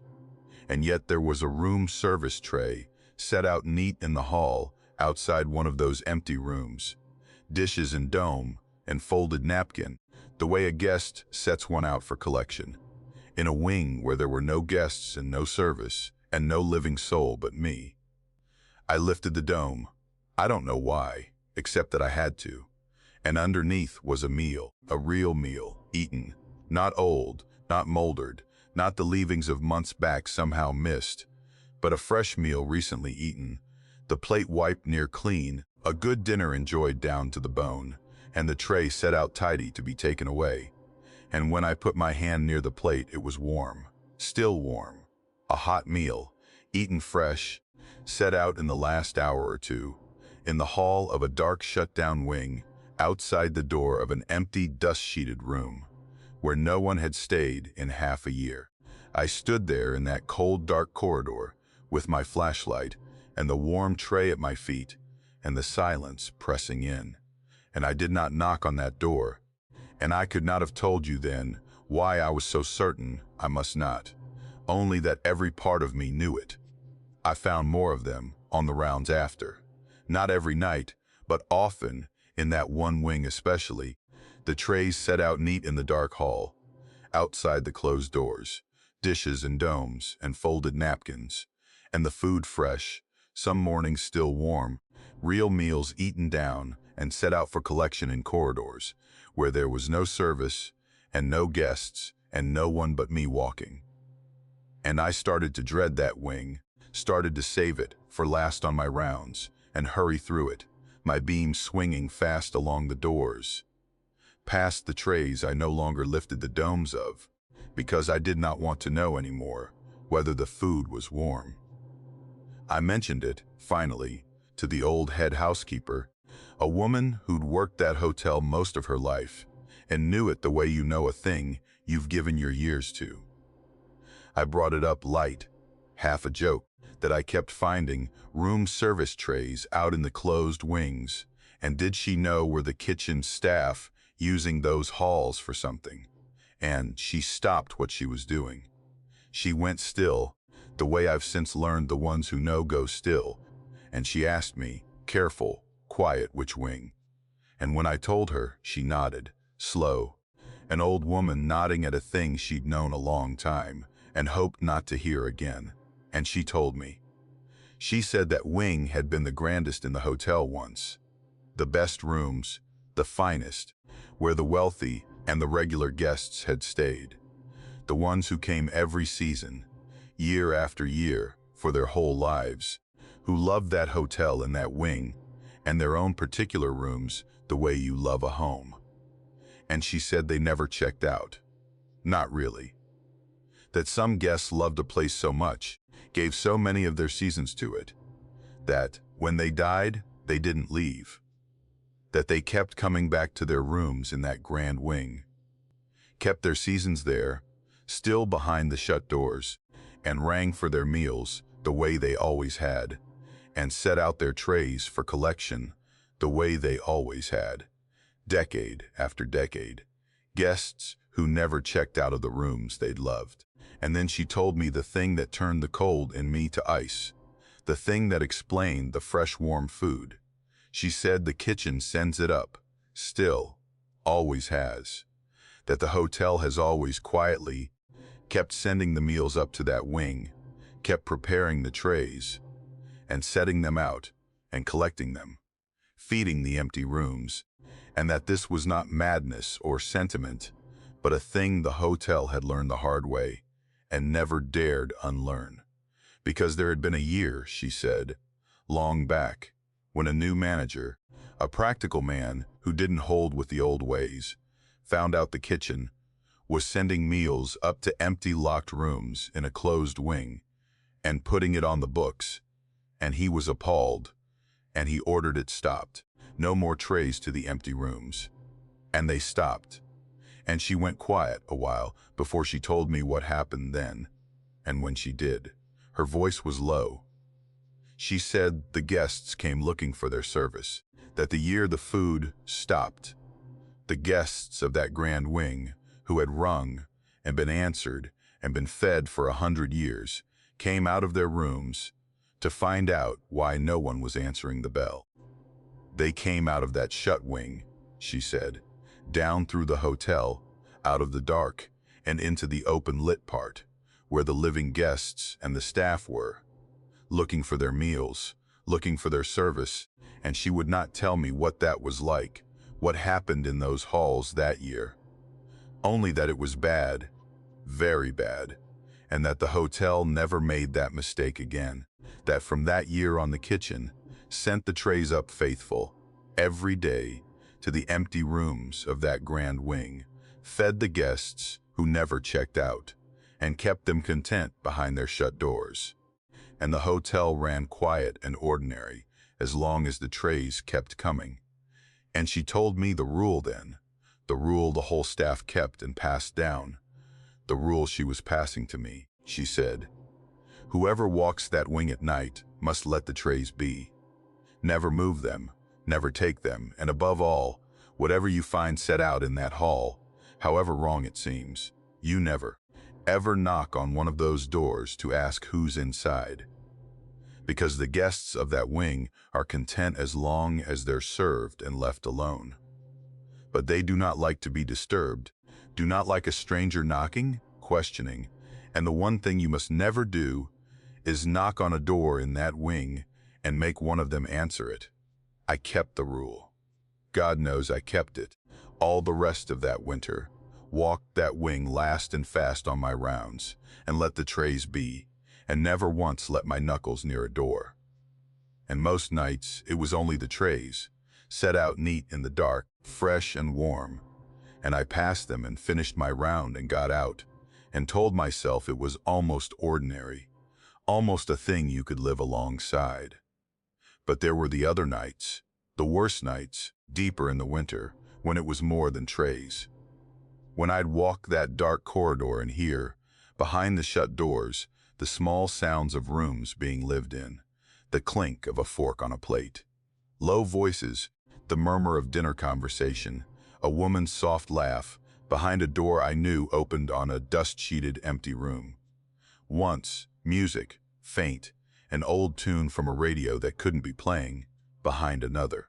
The grand old guests of that wing keeping their season behind their shut doors, at their meals, at their ease, in the rooms they loved and never left, and me walking past in the cold, dark hall with my flashlight and my keys, and every hair on me standing up, letting the trays be, keeping my hands from the doors, hurrying to the end of the corridor and out. I finished the season, and I did not come back the next winter, and I've never told this to anyone who'd believe it.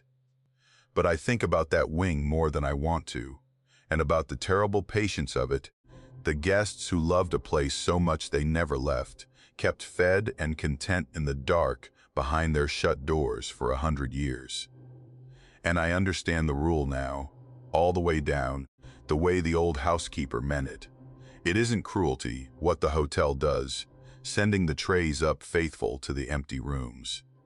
It's fear, and it's a kind of mercy too, because the guests of that wing only want what they always wanted: their season, their service, their meals brought, and their trays collected, and their doors left shut, and as long as they get it, they keep to their dark and leave the living be. It's only if you cross them, if you stop the food, or move the trays, or, worst of all, knock on one of those doors to ask who's inside, that they come out, down through the hotel, looking. And I've wondered, on the cold nights, what a man would see if he did knock, if he stood in that dark corridor and rapped on one of those doors and waited for it to open. And I've thanked God I never had the courage or the folly to find out, because the old woman's face, when she told me the rule, was the face of someone who had, once, seen a door in that wing open, and had spent the rest of her long life making very sure it never happened again. I stayed on in the beach town, all the way through the off-season, the year I finally had a winter, with nowhere I needed to be.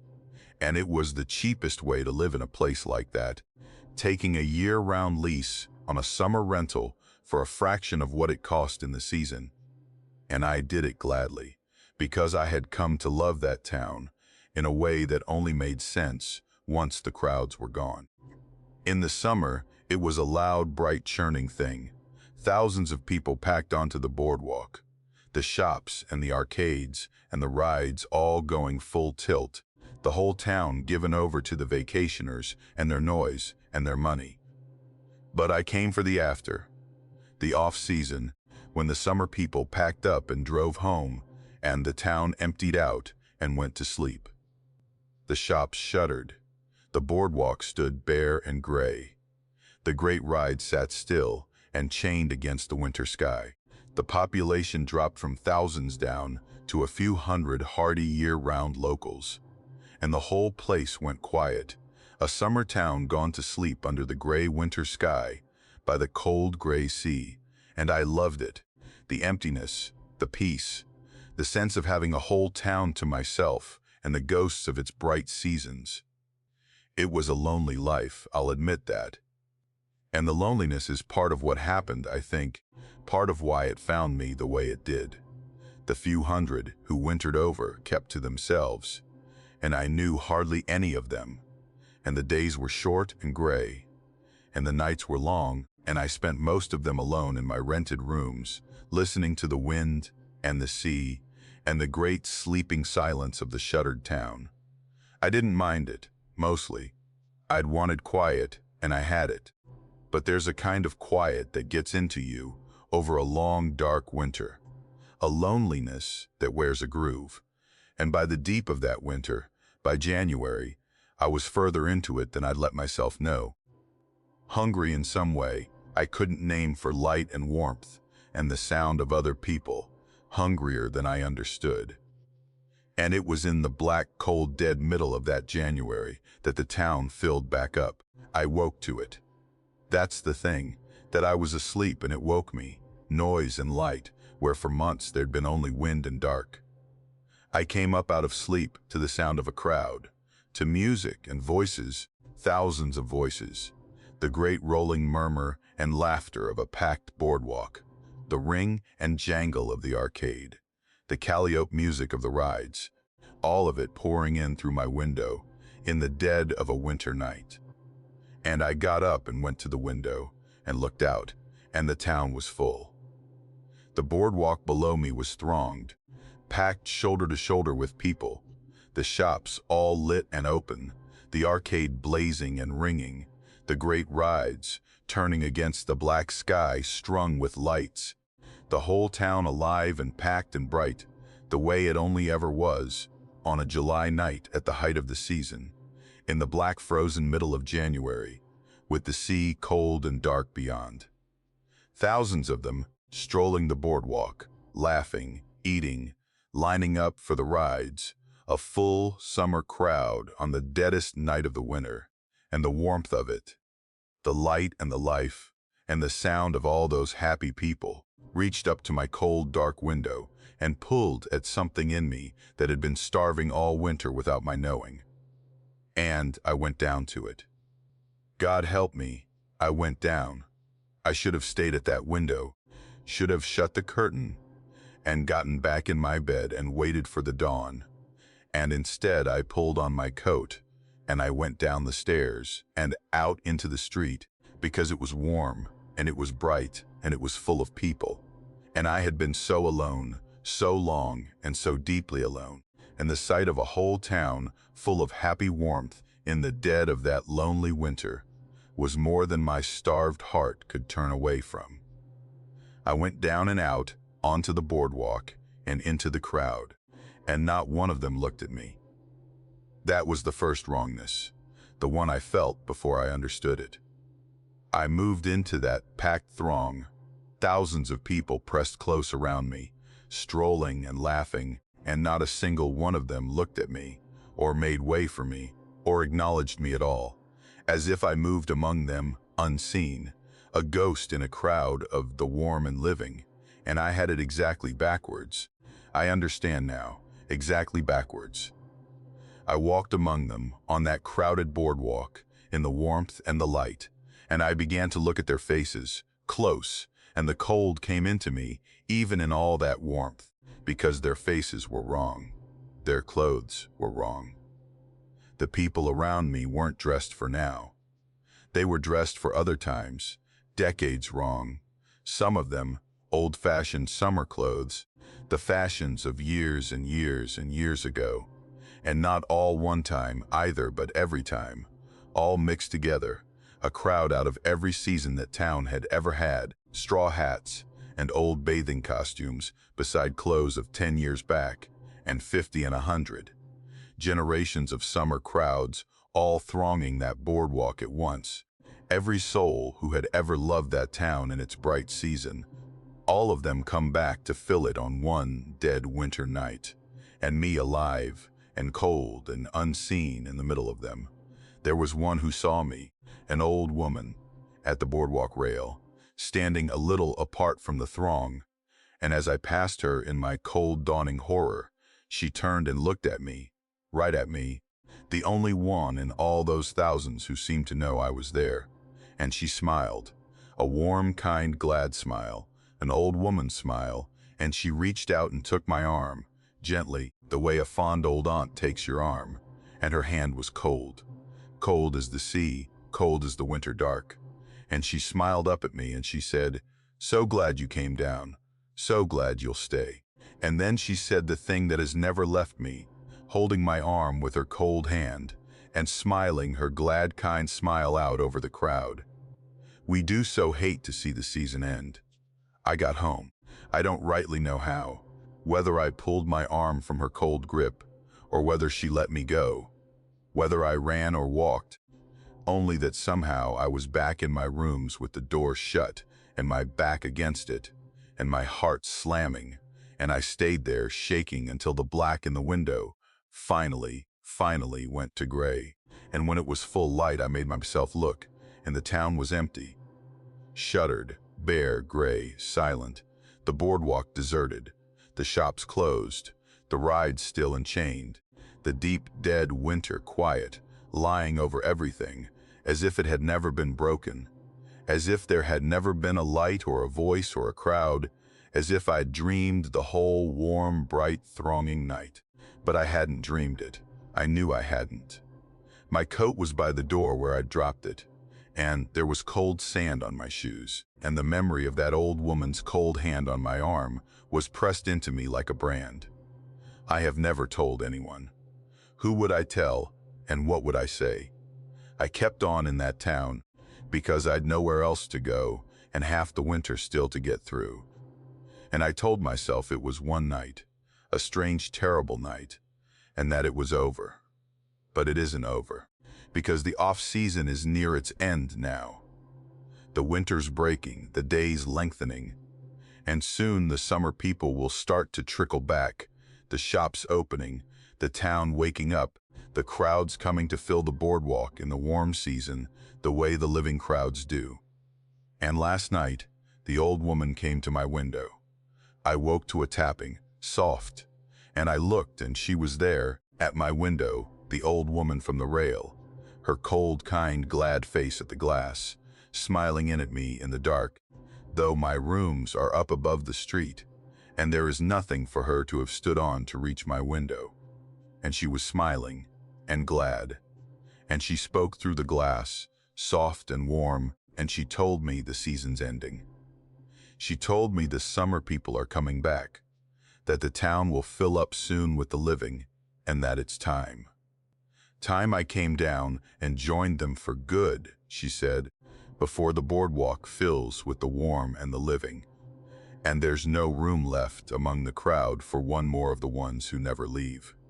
She said it so kindly, so gladly, the way you'd welcome family home. Come down, come join us.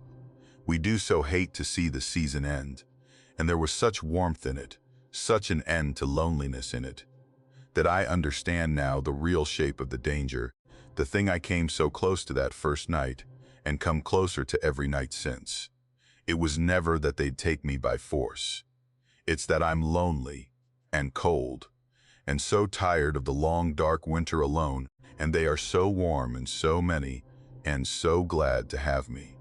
And the old woman comes to my window smiling, every night now telling me the season's ending, and I lie in my bed with the winter breaking outside, and I know that the living are coming back to fill the town. And I know there's a place for me down there in the warm, bright crowd that never leaves. And I am so afraid on the coldest, loneliest nights that one of these evenings I'll get up and put on my coat and go down to them for good, before the summer comes, before there's no room left, glad, at last, to not be alone.